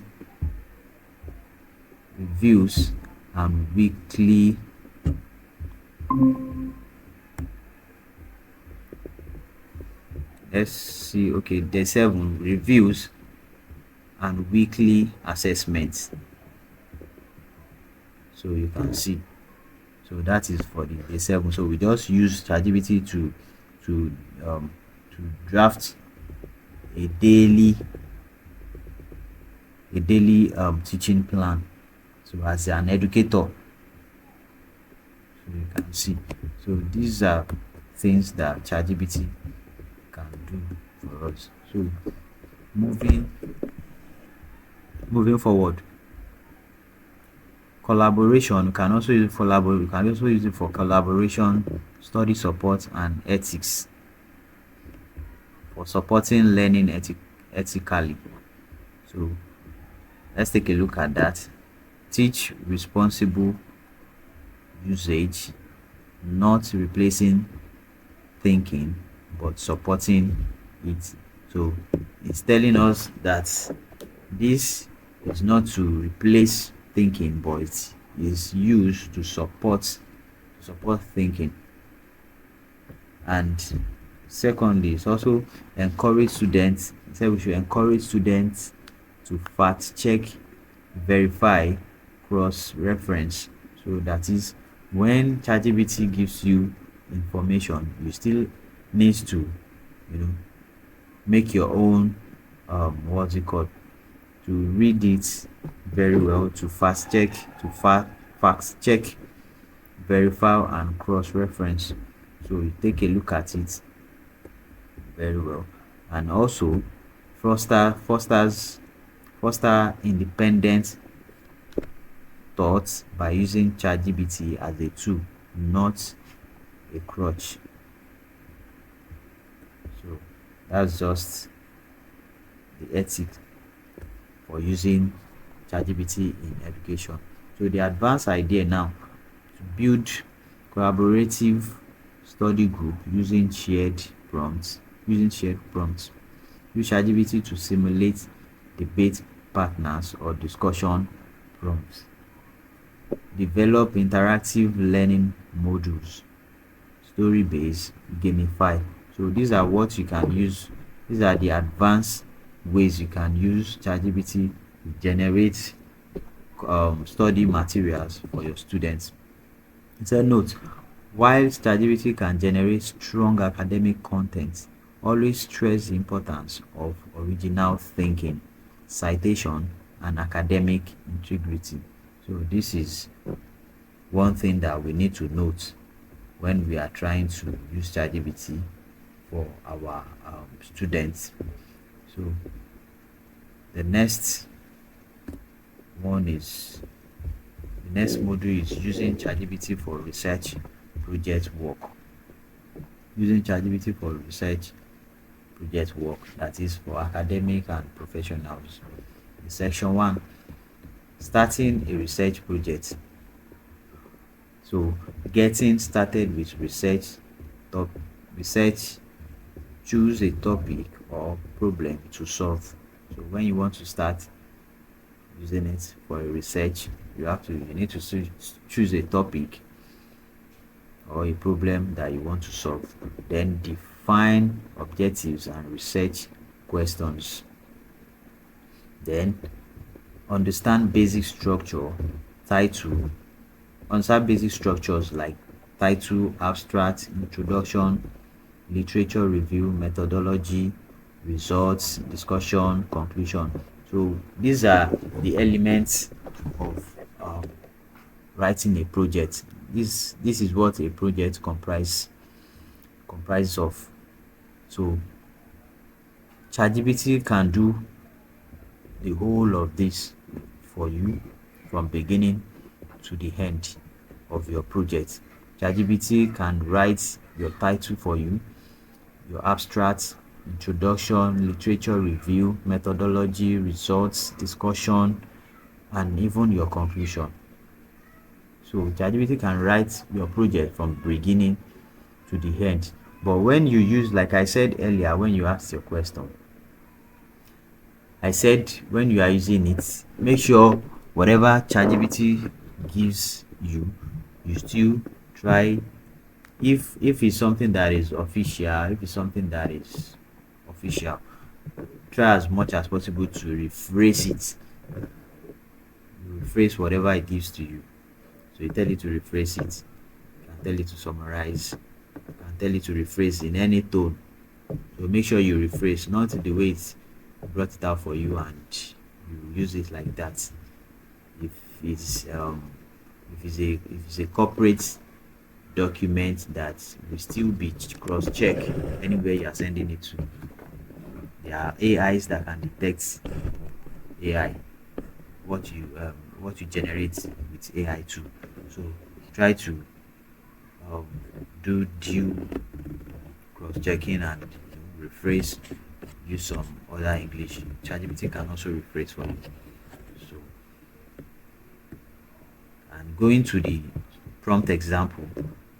So this is one of the prompt example that you can use to generate some of these objective and research questions. You can use to generate your topics for your research.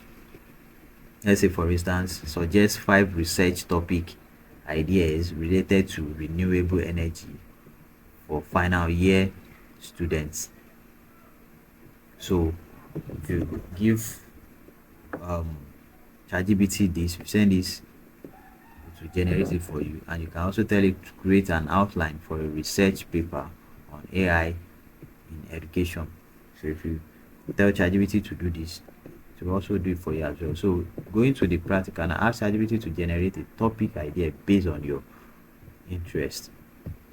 Let's say, for instance, my interest is nursing care. For instance, let me tell ChatGPT to generate a topic on my interest for me.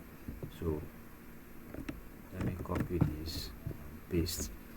Tell ChatGPT to create. Let me create a new. So I paste it, and then I tell ChatGPT generate a topic idea based on based on okay, generate a topic idea on nursing nursing nursing care abi nursing care study, if I'm right. Nursing care study. So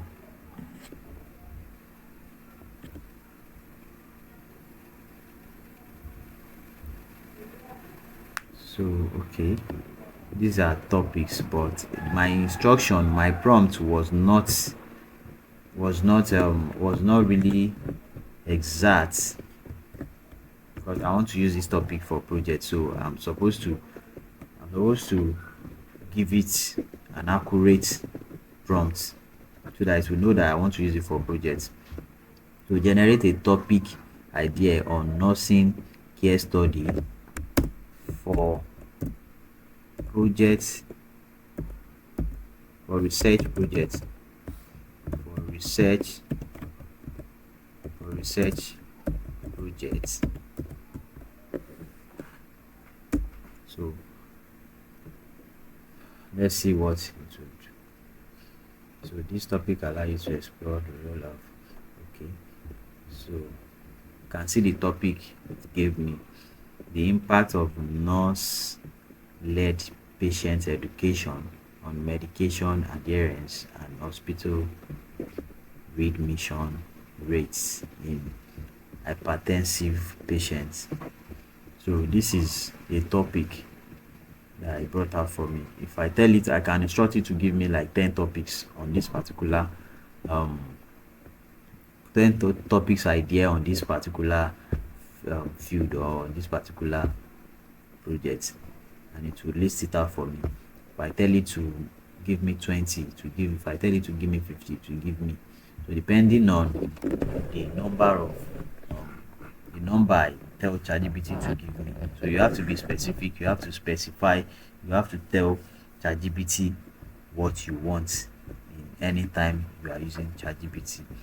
So if I can even tell ChatGPT to turn the topic into a working title, objective, and problem statement, for instance. Okay, let me tell ChatGPT, let me instruct ChatGPT to do that for me. So turn the topic into a working title, objective, and problem statements.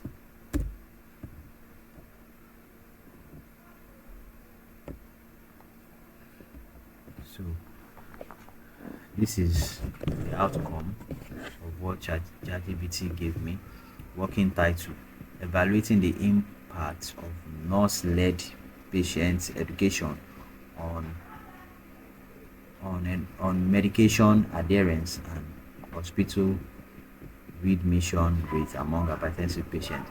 So this is the objective it gives me. Problem statements. So this is the instruction I gave ChatGPT, and it brought it out for me. So if I want to work further on this, I can tell it to rephrase it, or I can tell it to summarize it, I can tell it to expand it, I can tell it to improve on it. So depending on what I actually want ChatGPT to do for me, to do such for me. So let's take a look at what we have next, which is the section 2, which is literature review, analysis, and writing support. So use cases is it can summarize articles or research paper for me, and it can compare and contrast existing studies, which is the literature review, and it can also help rephrase arguments or transition. Cannot excuse me, can also explain complex ideas in simple terms. So whatever I want it to do, using it for project research, it will definitely do it for me.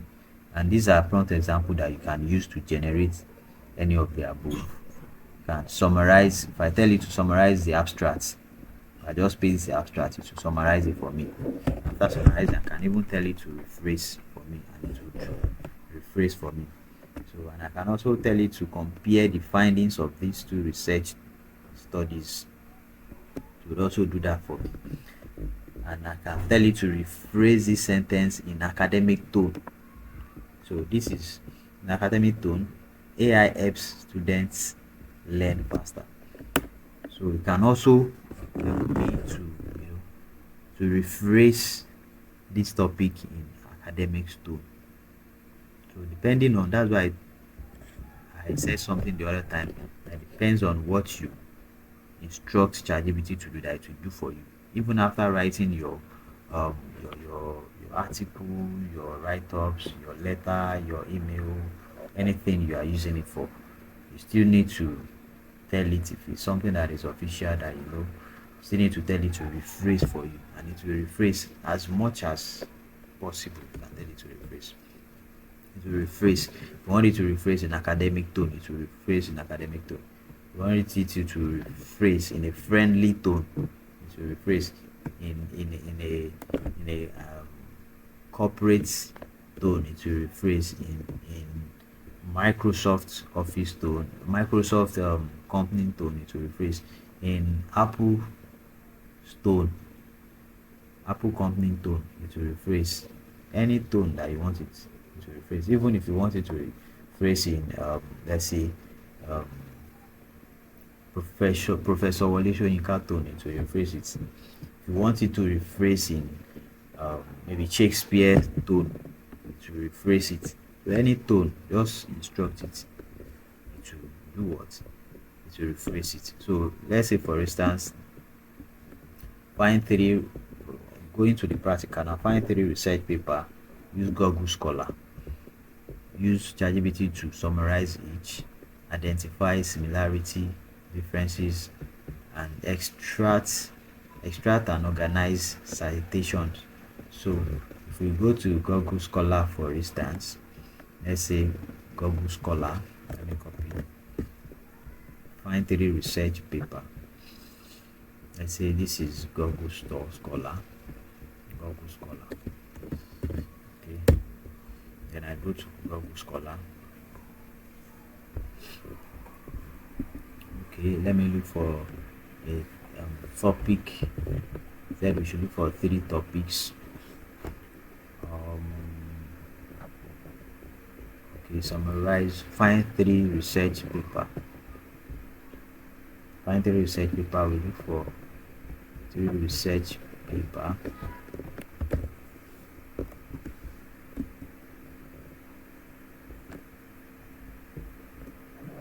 Let's say we look for three research paper.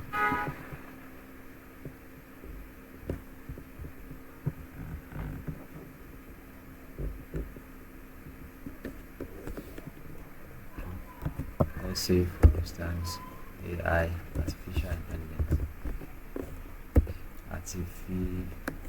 Artificial intelligence.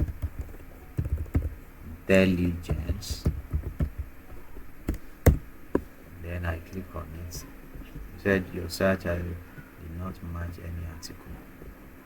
Okay, try on Google Scholar. So, artificial intelligence in medicine. Let me say this is. So I click on the book. So, okay, what are we still? Okay, we have find three research papers.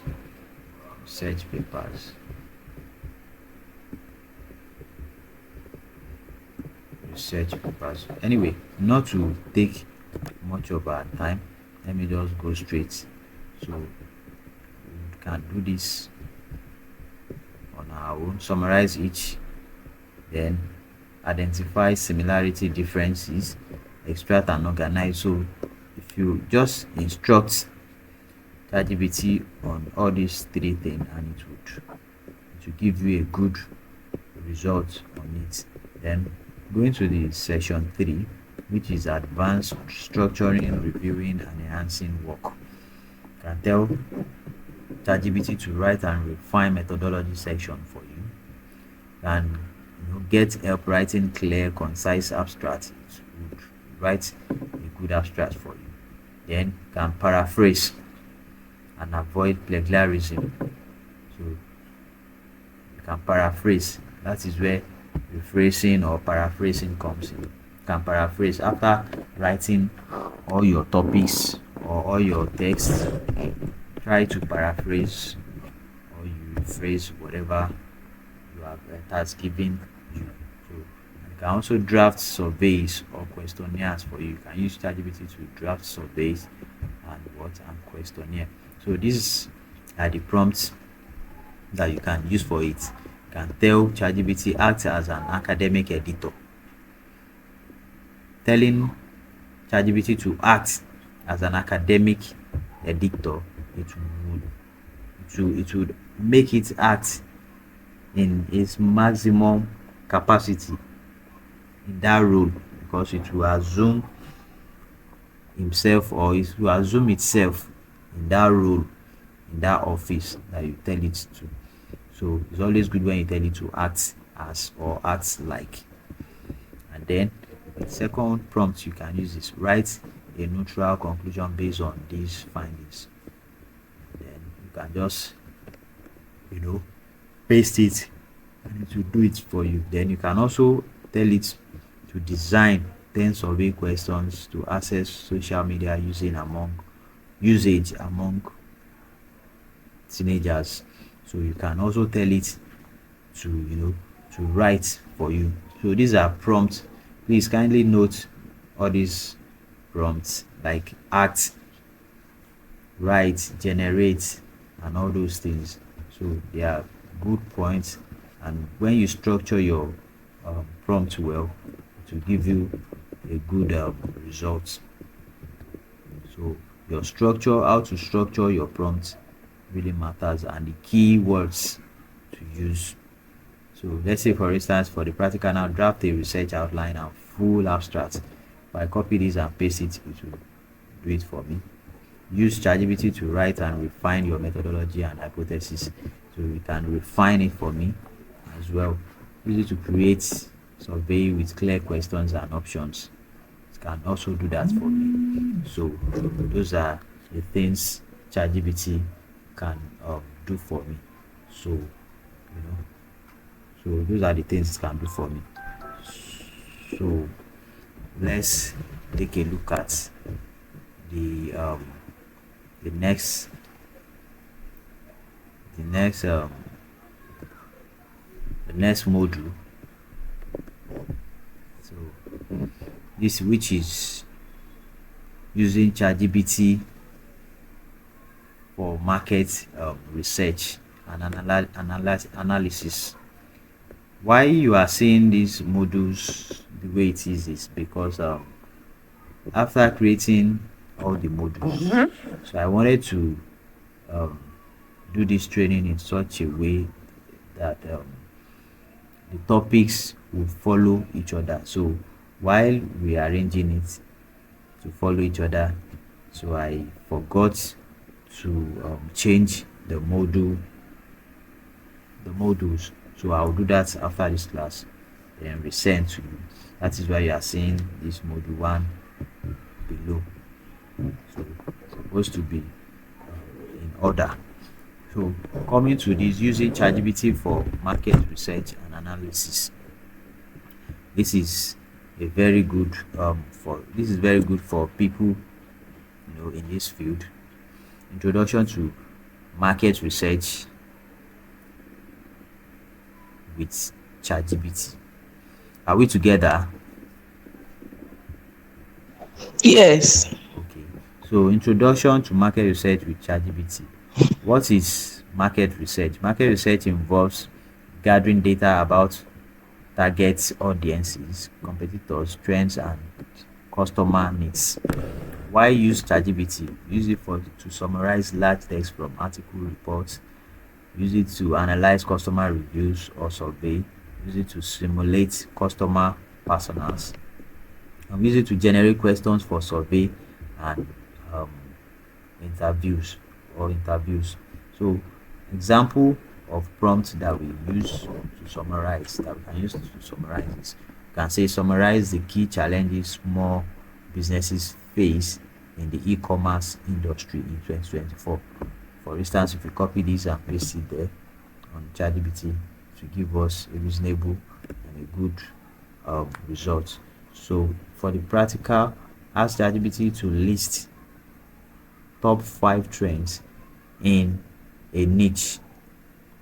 For instance, fitness, healthcare, AI, or any niche. Let's do this for instance. Use it to summarize a competitor's website or blog content. You can use it to summarize. All you just need to do is type the site, give the instruction, and type the site, and it would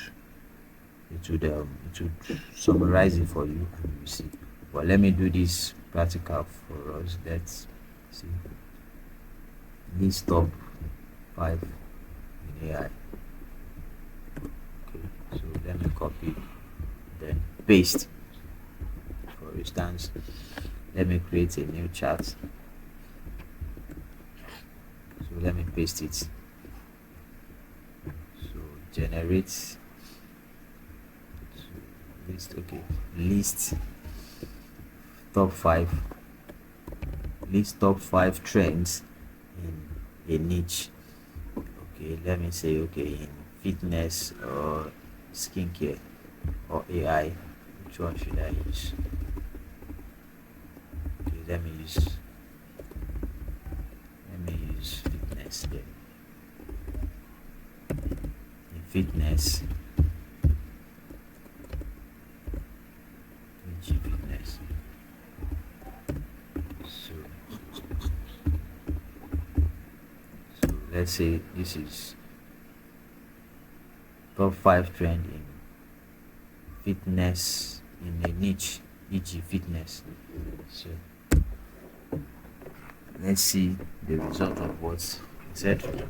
Here are top 5 current trends in fitness niche as of 2025 based on industry reports, online behavior, and emerging technologies. Top 5 said top 5 fitness trend in 2025. 1. AI powered personal training.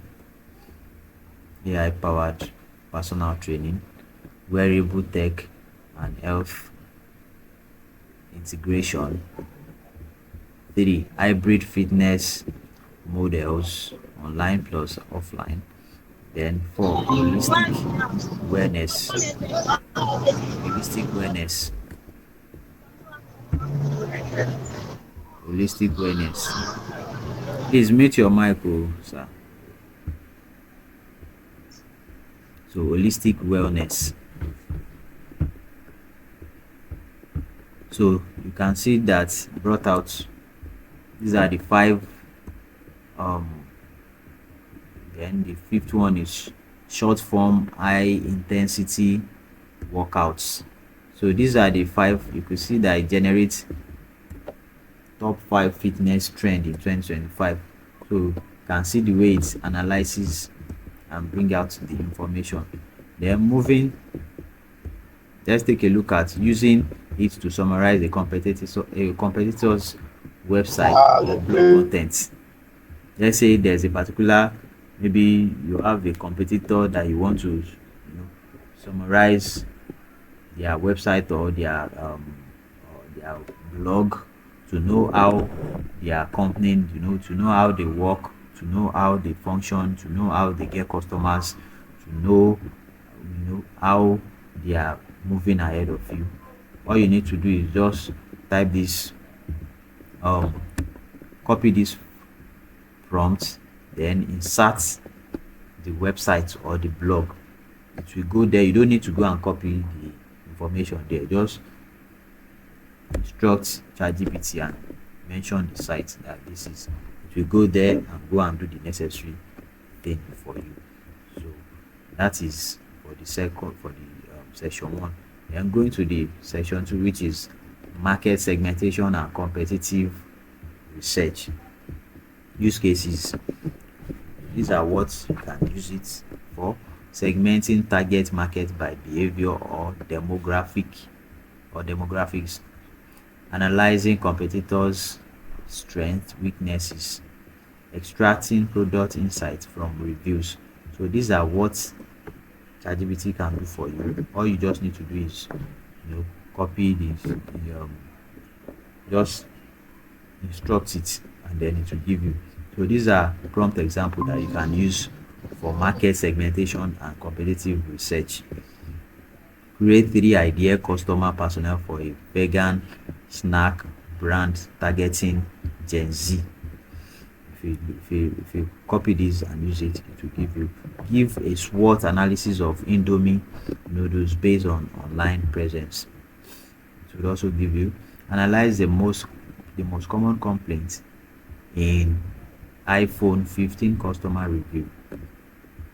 So these are what prompts that you can use, like create, give me, analyze. So these are key prompts that you can use, the keywords in prompts that you can use: create, give me, analyze. So for that is for market analysis. Then let's look at a practice. Go let's do a practical on this. Pick a competitor or product. Use ChatGPT to generate SWOT analysis, customer pain points, suggested improvements. Use insights to build a Google Sheet summary. So you can simply a competitor or a product, for instance. Okay, let's say, can someone give me a product? Let's do it together. Please give me a product that we can use. Are we together? A product, please. Come again, sir. Okay, I said someone should give me a product. We want to do a practical on one of this now. Say pick a competitor or product. Okay, Use like use Indomie noodles. Okay, Indomie noodles. Yeah. Okay, so Indomie noodles. Let me just copy it. Then use ChatGPT to create SWOT analysis on Indomie noodles, for instance. So this is, let me just paste it, then copy this SWOT analysis. So let me just paste it. Create let me just say create SWOT analysis on Indomie noodles.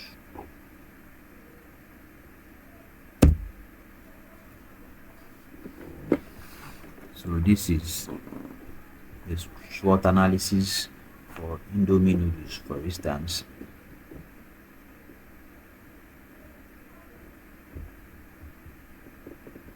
So you can see SWOT analysis, Indomie noodles. Strength: strong brand recognition. That's the strength. Indomie is a household name in many countries with a loyal customer base. Then wide distribution network.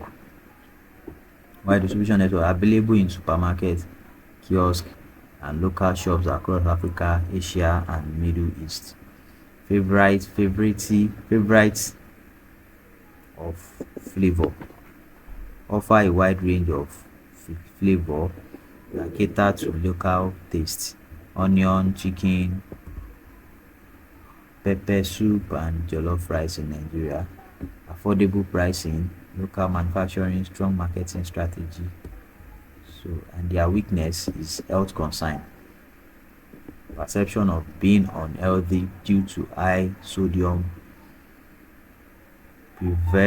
preservatives and artificial additives. So this is a SWOT analysis of Indomie noodles, the threats. So this is the SWOT analysis.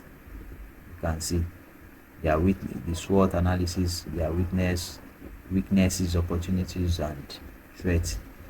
So this is SWOT analysis of Indomie, for instance.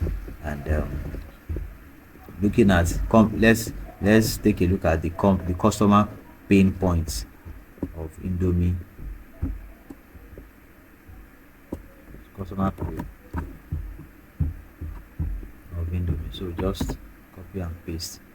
What are the customer pain points? What are what are the customer pain points?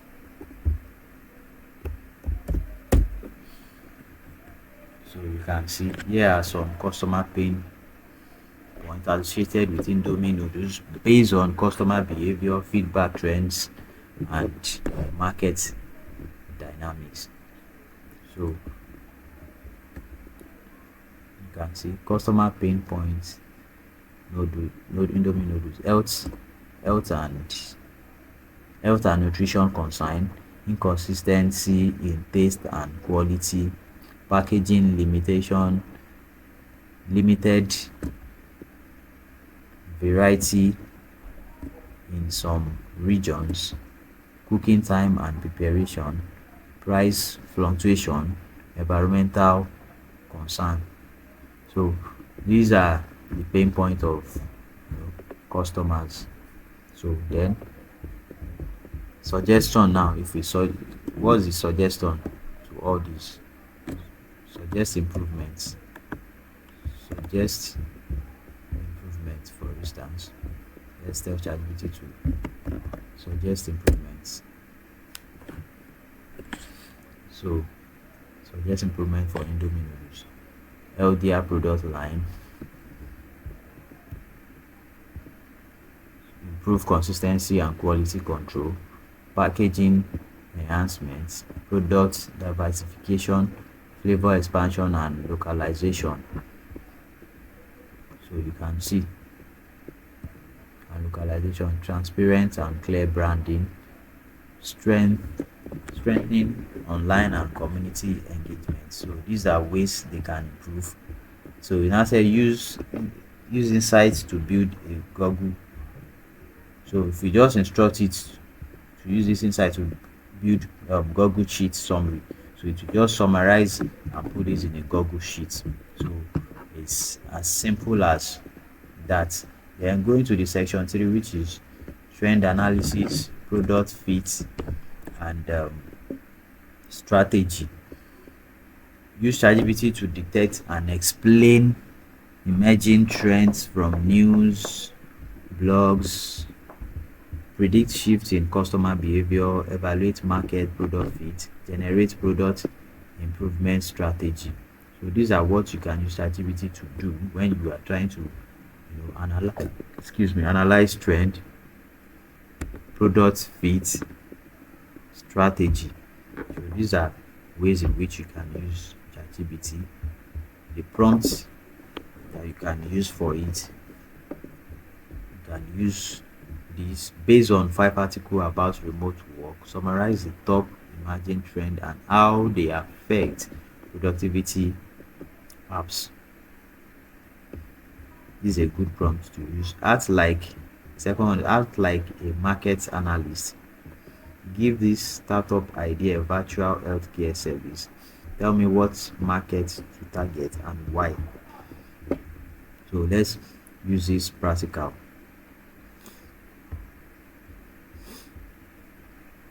Let's use this practical. Let's see what ChatGPT would give us. So for instance, act as a market analyst. giving this startup idea virtual healthcare service. Tell me which markets to target and why. So let's see what it will bring out for us. Said absolutely.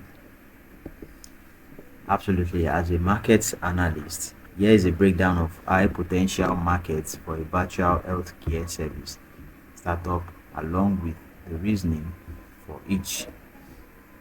So top markets to target urban and semi-urban area in emerging economies, chronic illness and elder care markets, mental health and wellness sector, corporate and remote workforce wellness program, diaspora and cross-border healthcare, niche underserved opportunity, market entry strategy.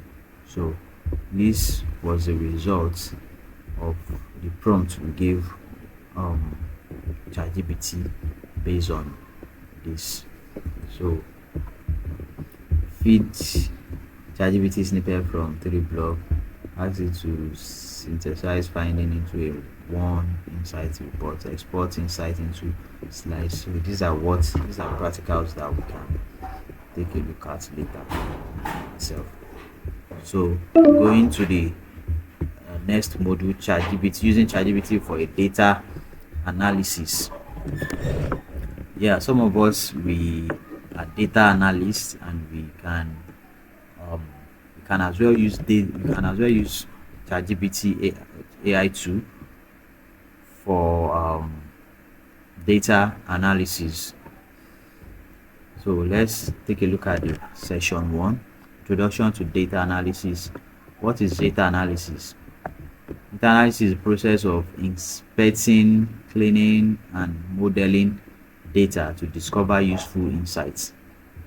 So, and we can use ChatGPT's role to explain data concepts. It can help us to clean messy data, suggest analysis techniques, guides through Excel formula.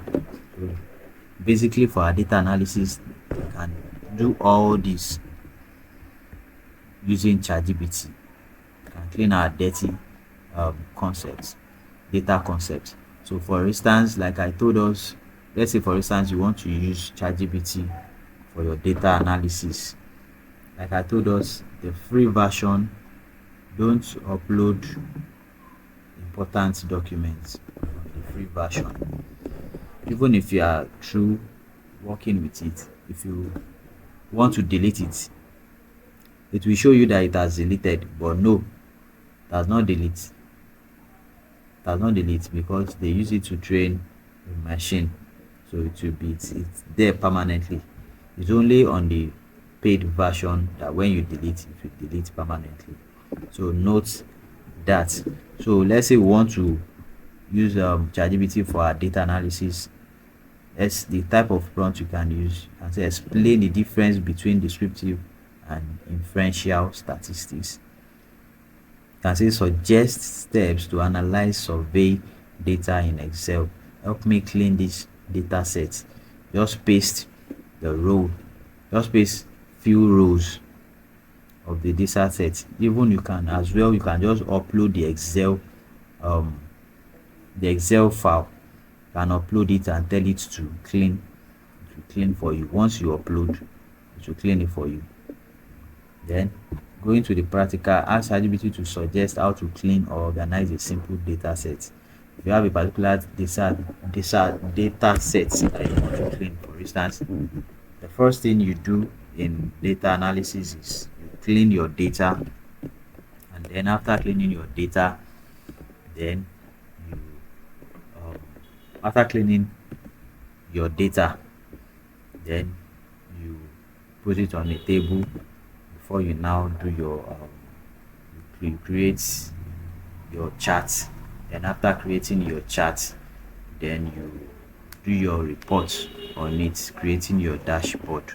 So ChatGPT can do all this for you. All you just need is your prompt to instruct ChatGPT on what and what to do. So that is for the section 1. Then the section 2 is hands-on analysis with Excel and Sheets use cases. So for your data analysis, you can use ChatGPT to generate Excel formulas, to generate, just tell ChatGPT to generate Excel formulas for you, to generate it for you, to guide you on how you would clean your data. Then you can also create table. You can use it to create table. You can use it to summarize large data sets. You can use it to visualize data and visualize data for you, to do your bar chart, pie chart, line graph, to do it for you. So the prompt you can use, you can tell ChatGPT write a formula to calculate monthly growth rate from column A. Then once you have upload or paste your columns, it will do it for you. You can also, how do I create a pivot table to analyze sales by region? It will also do it for you. Once it has the table, once you have uploaded the table, you have uploaded the file on your, just all you need to do is just instruct it. And you can also tell it to explain differences between count if and count ifs. So once you tell it, it will do what? It will do it for you immediately. Once you tell it, it will do it for you immediately. So all you need to do is just instruct ChatGPT on what to do, and it would do what? It will do it for you. So let's take a look at the let's take a look at the prompt, write a formula, calculate. Okay, how do I? So the practical aspect,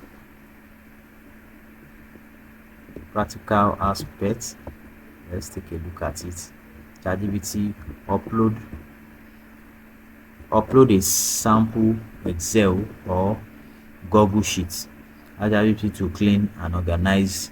So when you want to do this, just go to your ChatGPT, like I said earlier, come to, maybe you want to create a meme chart, then come to where this plus is, click on this plus wherever your file is. If your file is in if it's in if you want to upload it from a file, from an app, maybe a Google Drive, click on this, then it will take you there. You upload this.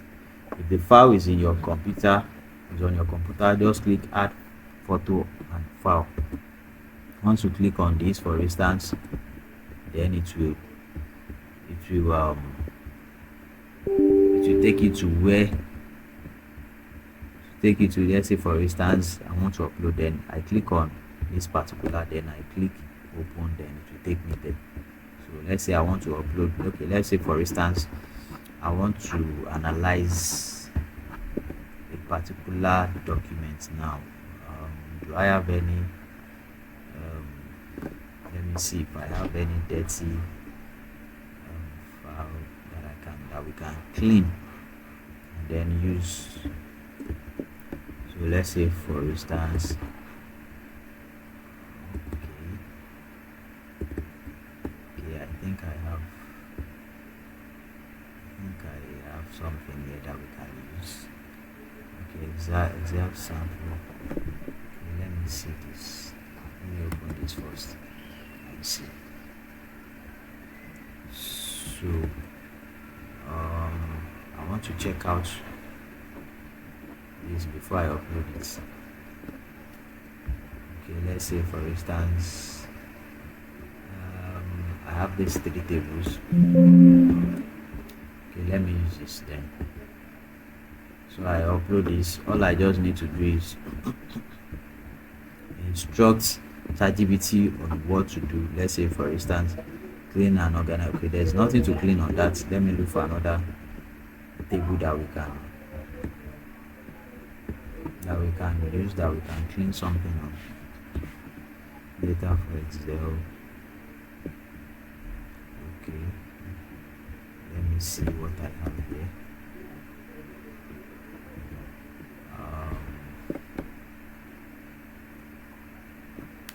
Okay, okay, okay. Okay, let's use this. For instance, I upload. So I've upload this Excel sheet. It's in CSV.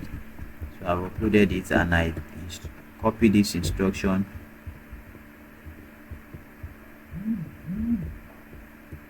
Copy this instruction.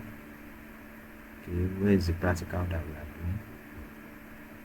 Okay, clean and organize column. For instance, I tell I've uploaded it, then clean and organize column. Let's see what will happen. So I give the instruction to ChatGPT. It's analyzing it. After it has analyzed everything, that let's see the response. Said the data set has the following issue that need cleaning and organizing. So it's telling me the redundant elder, some rows repeats column names like customer acquisition type and customer satisfaction. So it has analyzed the content in that Excel sheet. Now it has given me response on what I can do to it. It said white space in column name, columns like customer acquisition type and customer satisfaction has extra space. So plan for cleaning, remove duplicate header. So these are what I can do on it. So let's proceed with the cleaning. The data set has been cleaned and organized here. Here has been organized. Here is what was done. Remove repeat header row, trimmed white space from column names, reset the index. However, it appears that some columns still have placeholder like customer acquisition type or customer satisfaction in the actual data row. This value may not be valid data entry. Would you like me to replace or drop? So these are things. All you just need to do is just instruct ChatGPT. Like now, perform further organization, e.g., converting data set type, analyzing unique value, summarizing data. Let me know. Then it now asks me that. Let me know how you did like to proceed. So I will be the one to instruct ChatGPT on what to do now. For most of us that don't understand data analysis, this is data analysis. Yeah, things you need to. This is we are going to. The first thing to do first in data analysis is to clean your data, which we are doing. So we want to clean our data now. I can't see what you are doing. You can't see what I'm doing. Yeah, Can you it's see? not clear. Can you see the ChatGPT, sir? Okay. Okay, I can see it now. Okay. So this is cleaning. We are cleaning the data of the Excel file that we uploaded. So these are how I can clean the data now. It has instructed me, but I don't want to go through this stress of cleaning this data now. So let me just go further. Suggest formula for analysis. Now if I just tell ChatGPT to suggest formula for analysis for this, to suggest formula for me. Mr. Israel, can you show us how to clean the data? You didn't. I can't see it. You can't see it. Did you clean the data? This is the process of cleaning the data. Okay, I've uploaded the Excel format, the Excel file now. So it has now given me what to do. This process will take us time a bit. Should I go ahead? So I just want to see how to clean that data. okay, this is it. Can you see my screen? Yes. Okay, So I've uploaded that, and this was the response. I told ChatGPT to clean it. Look at what I sent. I said clean and organize colon after uploading the file. So it now gave me this, the things I need to do.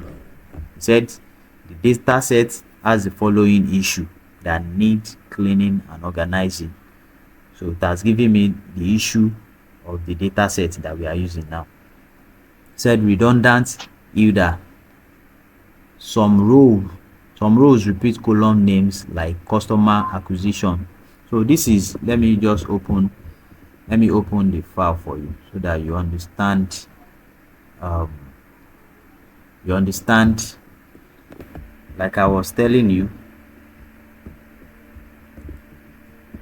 So I've instruct ChatGPT to clean and organize the column. So the errors that is um saw there or experienced there, that is what is giving me back. So let's take a look at that now.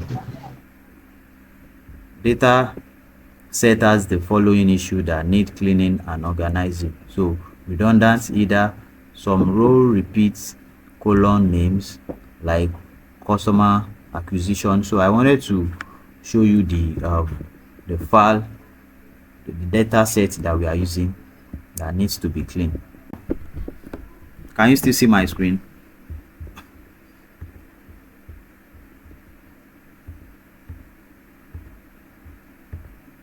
So can you still see my screen? So this is the data.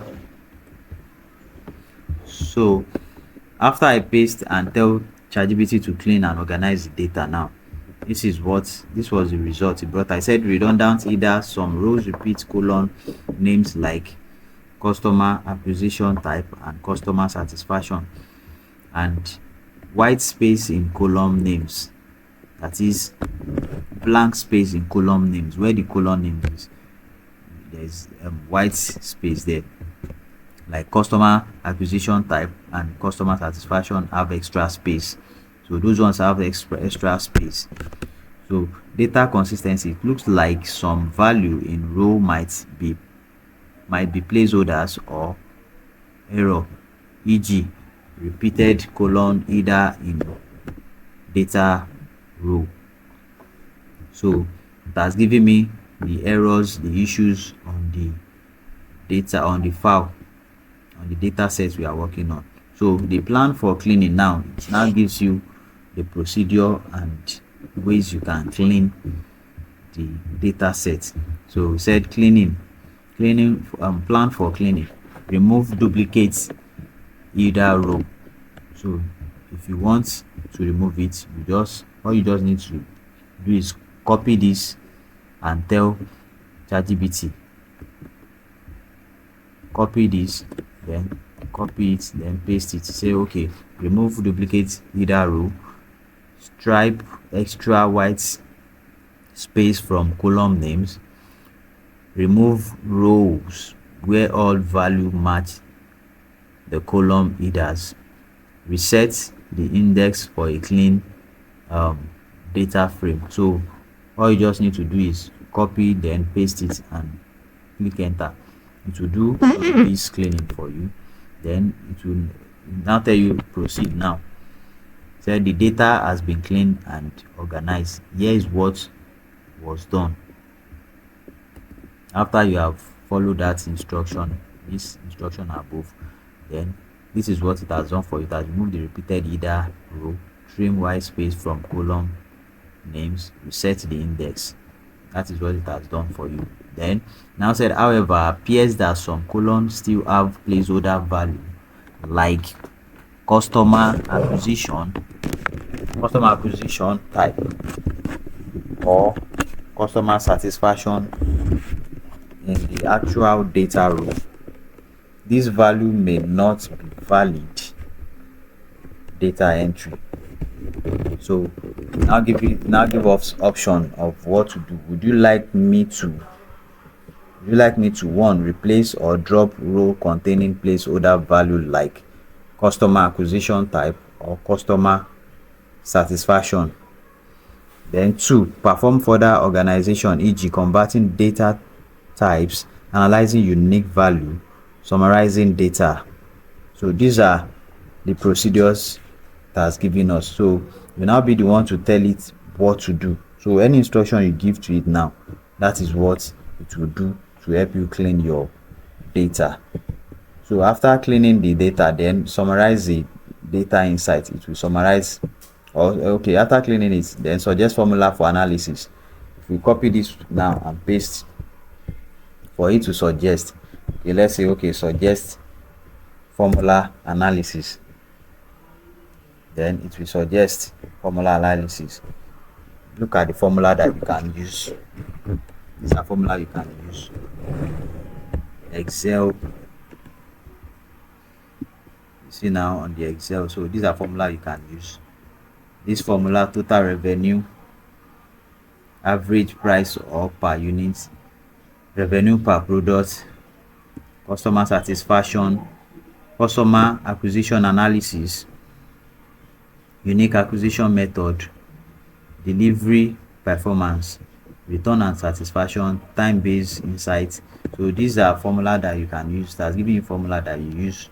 All you just need to do is copy the formula, put it on your paste it on your Excel sheet, and then do whatever analysis that you need to do. Then we now tell you, okay, would you like a sample Excel workbook with this formula already filled in and visualization? Once you say yes, it will do it for you. It will just analyze and do it for you. So that is how you clean your data, and then for formula to give you formula for analysis. Then you can now summarize the data insight. After summarizing the data insight, then you go to this is the section 3 now, which is the advanced part of the data analysis. So which is the advanced part of the data analysis. So when you want to go pro with ChatGPT, you can then write Python scripts for data analysis. You can just copy and paste it, tell ChatGPT to write Python script for data analysis for you, to write it for you, which you can use to do your data analysis and use Panda. Okay, you can Panda, NumPy, Plot, Matplotlib, Seaborn. These are libraries for you that you can use for your data analysis. These are Python libraries that you can use for your data analysis.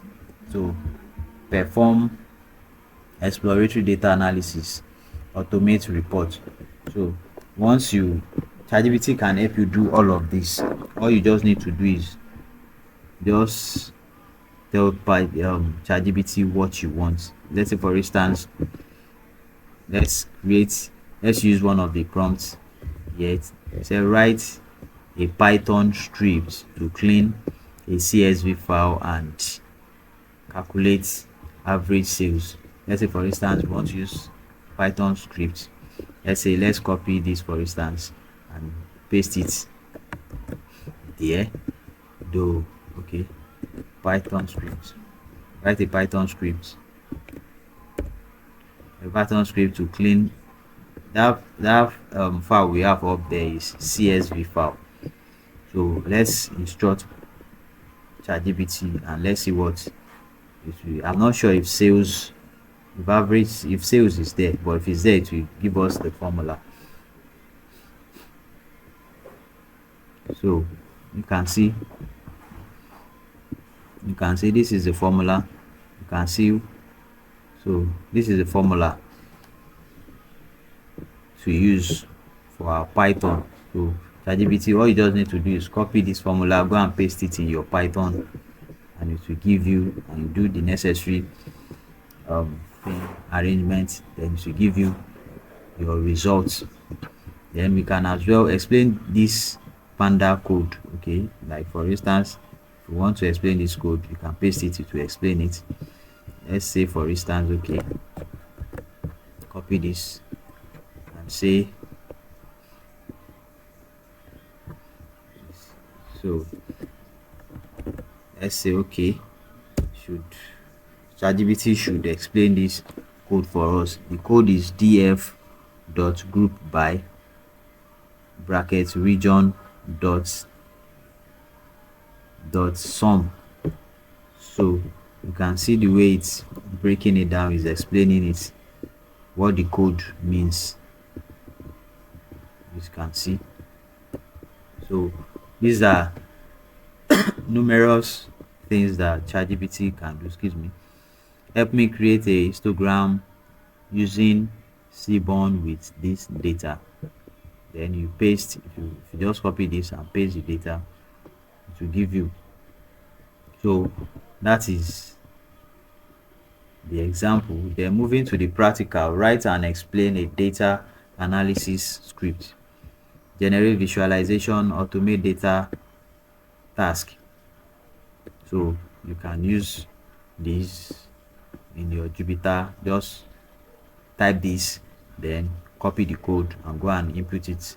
Go and paste it on your Jupyter notebook. Jupyter notebook is used for data analysis. Python for data analysis. So going forward to the next module that we have, using ChatGPT for productivity and planning level. Do you have any question on what I've just on this module that I've No. okay. So moving forward to the next module, which is using ChatGPT for productivity and planning level. Boosting daily productivity. What is productivity?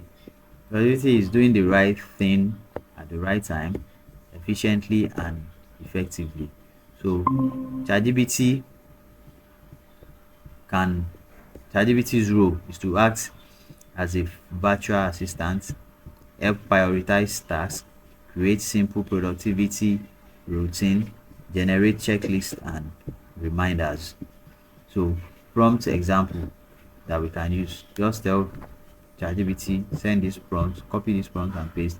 Plan my day as a freelancer designer with 4 tasks, 2 meetings, and 1 hour of personal time. 2. Create a morning routine to improve focus and productivity. So let's say for instance, this is the prompt and this is the practical. Ask ChatGPT to organize your workday. Use it to break a goal. Write a book into a smaller task. So these are what ChatGPT, once you copy this prompt and paste it there, to give you what you want. So going to the section 2, immediate, which is intermediate planning, weekly and task automation. Weekly and monthly planning. So you can use ChatGPT for the use cases. You can use ChatGPT to generate agendas for meeting, time blocking for deep work versus admin, creating templates for repeating task. So this is the automation aspect, which you can use ChatGPT to create your weekly planning and your task automation. So for instance, when you take a look at the prompt, that is the instruction example, help me create a weekly plan with deep work block and admin time. Generate a Trello task list for launching an online course. Make a checklist for planning a webinar from scratch. So once we copy this, let's say for instance, copy this and then we'll paste it on our ChatGPT, it will create it for us. It will create it for us. So looking at the practical, ask ChatGPT to organize your work day. I tell ChatGPT, if I just copy this and paste it and tell ChatGPT to organize my workday, if I like, I can just do a list of what I do weekly or what I do daily and tell ChatGPT to organize it for me. It will do it, it will organize it for me. Let's say for instance, this let's make use of this one now. Let's copy this, then paste it and see what ChatGPT will do for us. Okay, let me use a new chat for instance, then I paste and tell ChatGPT, say here is a well-balanced day plan for you as a freelancer designer with 4 tasks, 2 meetings, and 1 hour of personal time. So this is, you can see what ChatGPT brought up for me. Say 8 o'clock a.m. to 9 o'clock a.m. meeting routine plus personal time, breakfast, light exercise or meditation, journaling or reading. Then from 9 a.m. to 10:30, task 1, work, creative work, that is design mockups, illustrate work or UI UX design, your most creative task. Then from 10:30 to 11:30, feedback revision, revise based on client or peer feedback. Then till you can see the timing, so till 3:30 to 4:30. So from 3:30 to 4:30 p.m, buffer or overrun time, light work, catch up on anything pending or prep for the next day. So you can see the way it helped me plan. You can use this for your daily or weekly plan so that you will not be wasting a lot of your day. So that is how ChatGPT can help you plan your day and organize your work day. So moving to the section 2, which is planning, weekly planning and task automation. You can use it to generate agenda for meeting, and you can use it time blocking for deep work versus admin, which I've said before. So okay, these are what I've mentioned before. So going further, ask ChatGPT to create a week by week timeline, assign tasks and deadlines, suggest tools to stay organized. So if you just type this or you paste it, ChatGPT will give you exactly what you requested for. And coming to the section 3, which is decision making and long-term planning, you can also do that for you. You can go pro with ChatGPT, evaluate trade-offs for decision, set OKR, which is objective and key results, build 90 days action plan, automate task responses with Zapier plus ChatGPT API. So this is an advanced part of it, which is more or less like the automation aspect. So the automation aspect is another class entirely. Is a very big topic entirely on its own. So which you can use ChatGPT as one of the tools. So, and this is excuse me, this is a prompt example that you can use as well. So for instance, if I say act as a productivity coach, help me choose between hiring a virtual assistant or using automation tools. And the second prompt, design, if I tell you to design or design a 3-month productivity plan for a new entrepreneur. 3, create a quarterly review system for tracking goals. So if I tell ChatGPT to do, these are the prompts I can use to create all this. So once I do it, it will give me a good result. Then using going through the practical, use ChatGPT to evaluate a decision with pros and cons. To create a productivity dashboard in Notion with ChatGPT's help. Create a productivity dashboard in Notion. So you can use ChatGPT to create a productivity chatbot, a productivity um dashboard in Notion with ChatGPT. This Notion and Trello are just their automation tools for virtual assistants. So they are like intermediary, they'll be intermediary between ChatGPT and yourself, your tool that we use for the automation. You plan your next quarter with a 30, 60, 90 days structure. So ChatGPT can help you plan your work day and you know everything you want it to plan. So the next module is using ChatGPT. I will still work on this I'll still work on this what's it called, the order of the module. So ChatGPT, using ChatGPT for content creation and marketing. Introduction to content creation, section 1. Introduction to content creation with ChatGPT. Do we want to finish all the modules today? Yeah, we are almost through. Um, Yeah, these are the modules. We are almost through. Just few and then because I want to log out. I want to quickly do something. okay, just few more minutes, then we are through. Okay. Yeah. So using ChatGPT for content creation. So we can use it for content creation. What is content creation? The process of generating ideas, writing and publishing content for digital platforms like websites, blogs, social media, emails, etc.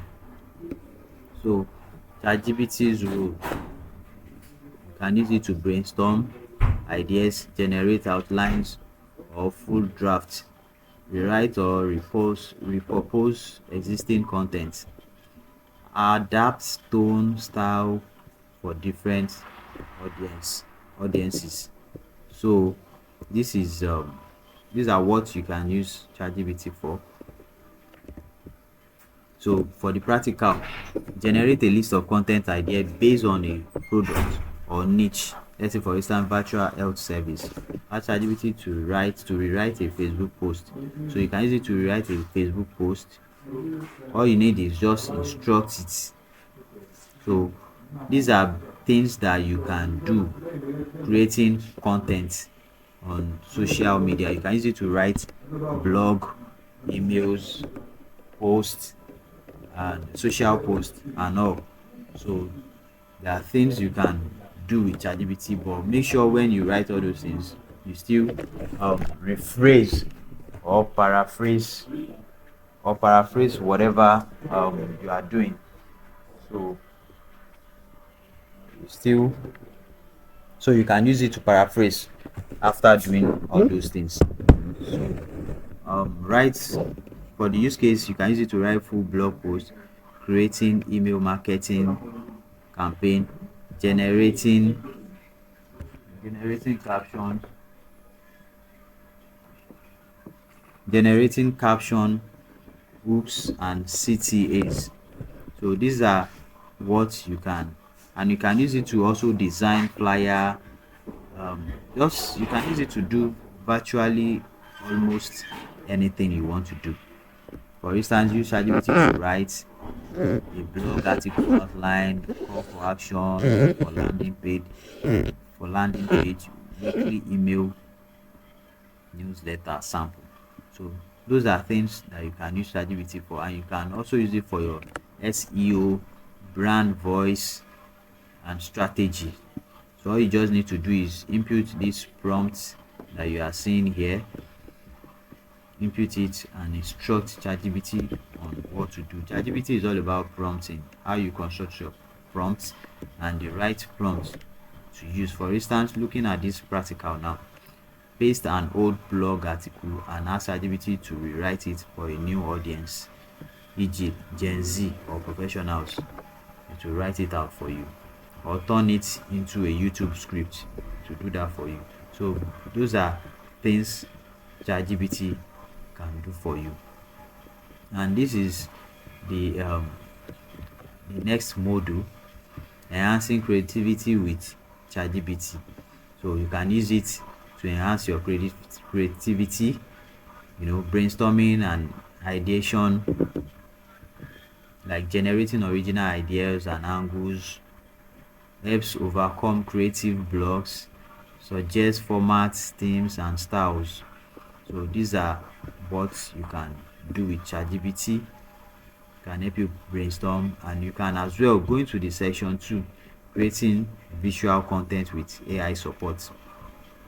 So you can use it to create images, you can use it to generate videos, you can use it to design.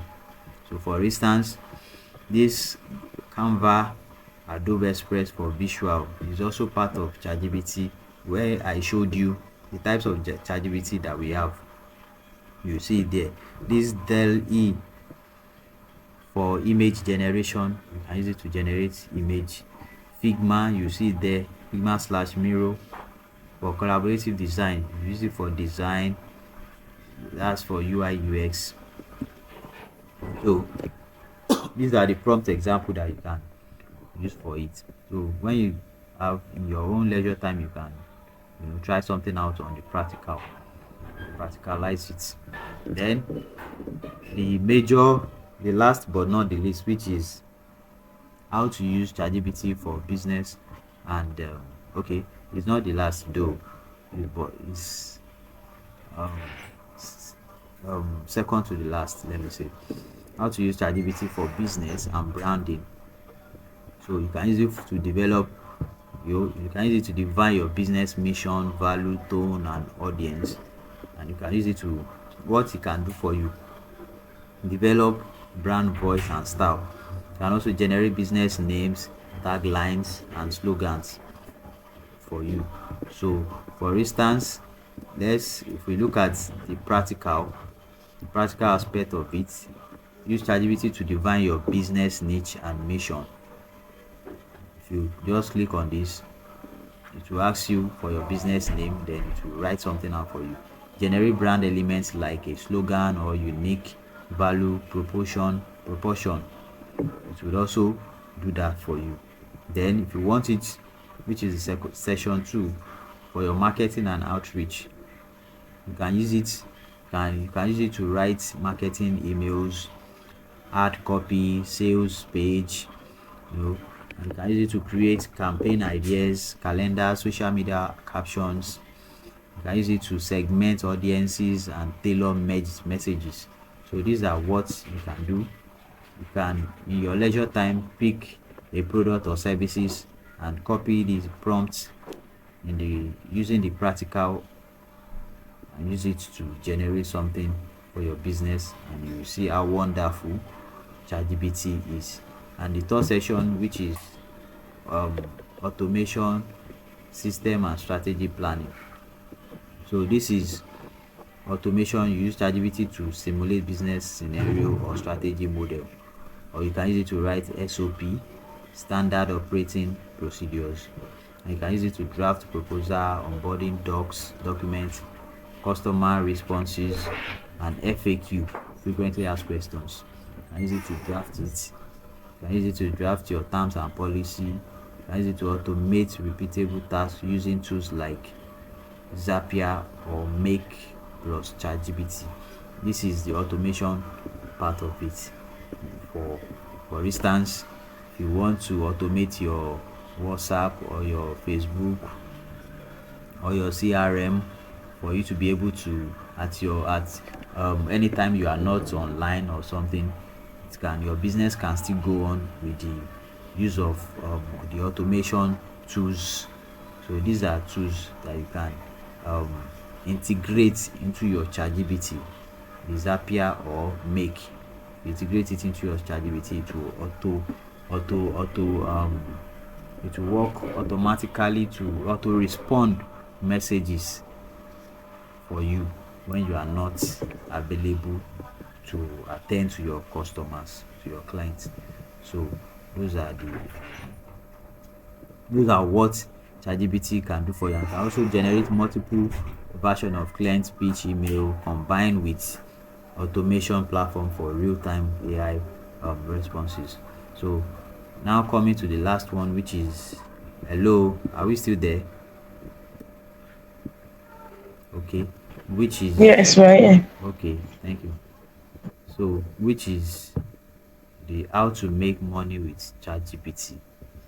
So coming to this, which is the last but not the least of the module of the module. So these are ways in which you can make money from ChatGPT. Section 1, freelancing with ChatGPT. Services you can offer using ChatGPT.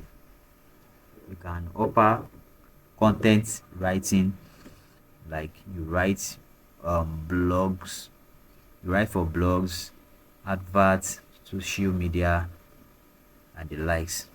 And then you can also be a freelancer to write email marketing copy.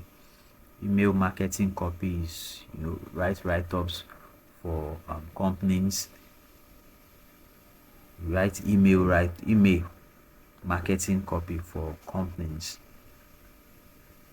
to send to their clients email, and for adverts as well. And you can also um write resume and cover letter as well for people using ChatGPT. And you can also do product description as well for people. Then you can as well use um ChatGPT for transcription and summarization as well. So if you have maybe people that maybe journalists or writers or whoever that is into writing or meeting or anything, so and they have a lot of things that gets them occupied that they can't do all these things by themselves. ChatGPT can help you transcribe and summarize meetings, summarize anything, book, anything, measure it, mention it. So, and you can also do proofreading and editing. You can proofread for people and edit using ChatGPT.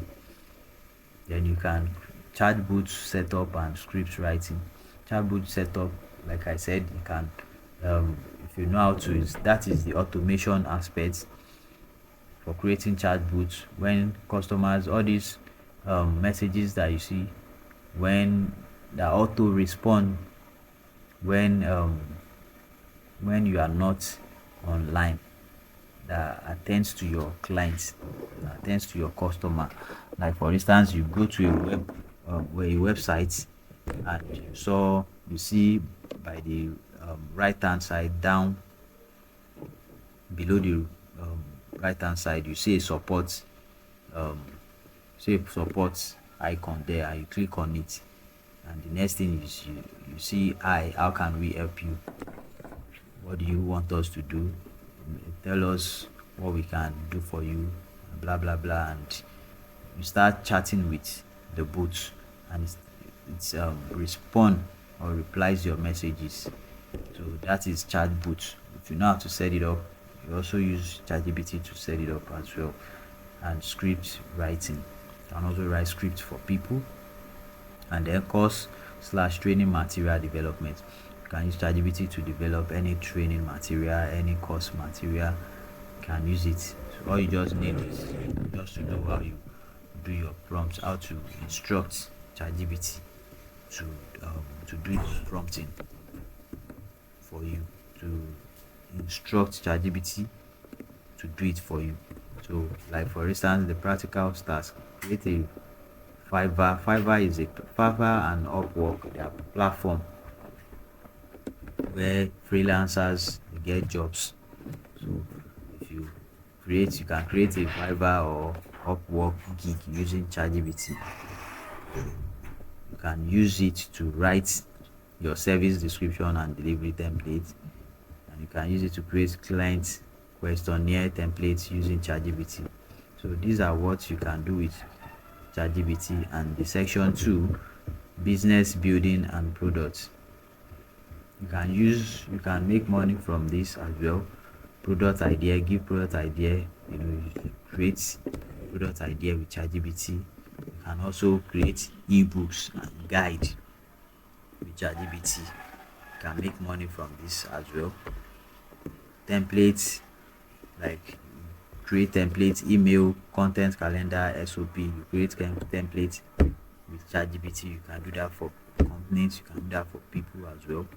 Courses or coaching programs. You can create courses and coaching programs using ChatGPT. You can also use that as you can do all these things as a freelancer. You can write newsletter and subscription as well for people. AI powered digital products, each prompt pack. You can all these prompts now. If you know how to get prompts through ChatGPT, you can create prompts pack and also sell it to people as well. So how to start? Choose a niche. How do you start? You choose a niche, maybe business, education, health, tech, etc. Use ChatGPT to research and structure your products. Then design with Canva, package with Gumroad or your website. Launch with a sales funnel plus email list.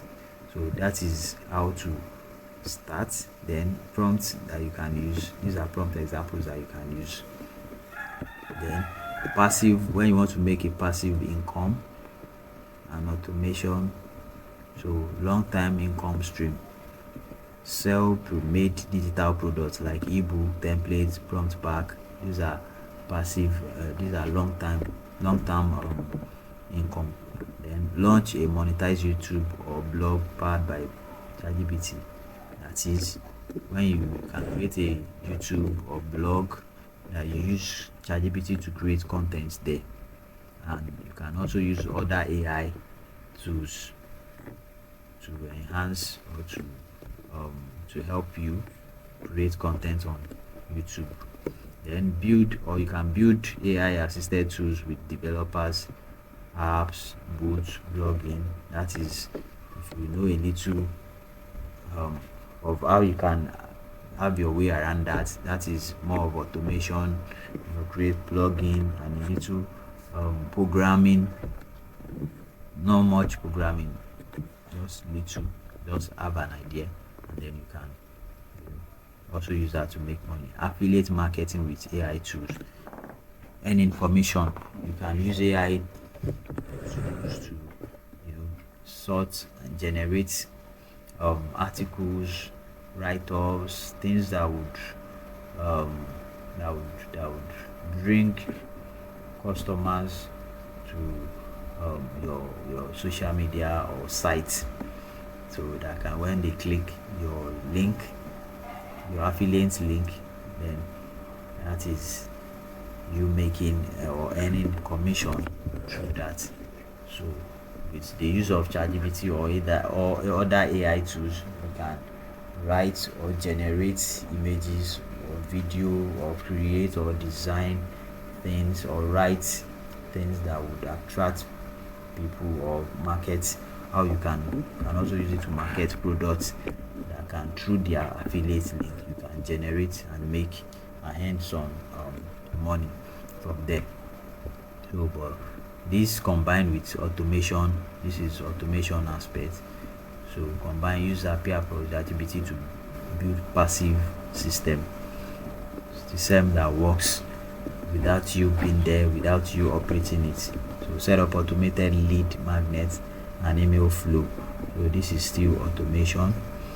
And schedule content generation in Notion or Airtable for efficiency. So this Notion and Airtable, they are like that Zap as well. They use it for all these are automation tools, and that can automate while you are not there, while you are not there. while they are not online, it will respond to your customers, and so that you won't lose customer or lose a particular business. So other opportunities: offer ChatGPT training workshops, just like I'm doing. Create and sell niche prompt libraries. Create libraries, niche prompts, and sell. Then become a ChatGPT consultant for business. You can also become a ChatGPT consultant for business. Develop ChatGPT integrated chatbot service for websites, like what I explained before. Website ChatGPT, you can also do that. That is automation. So you don't really need to know how to code. All you just need is how to set it up, and then you are good to go. So this is the end of the class. If you have any training, if you have any if you have any question, kindly let me know.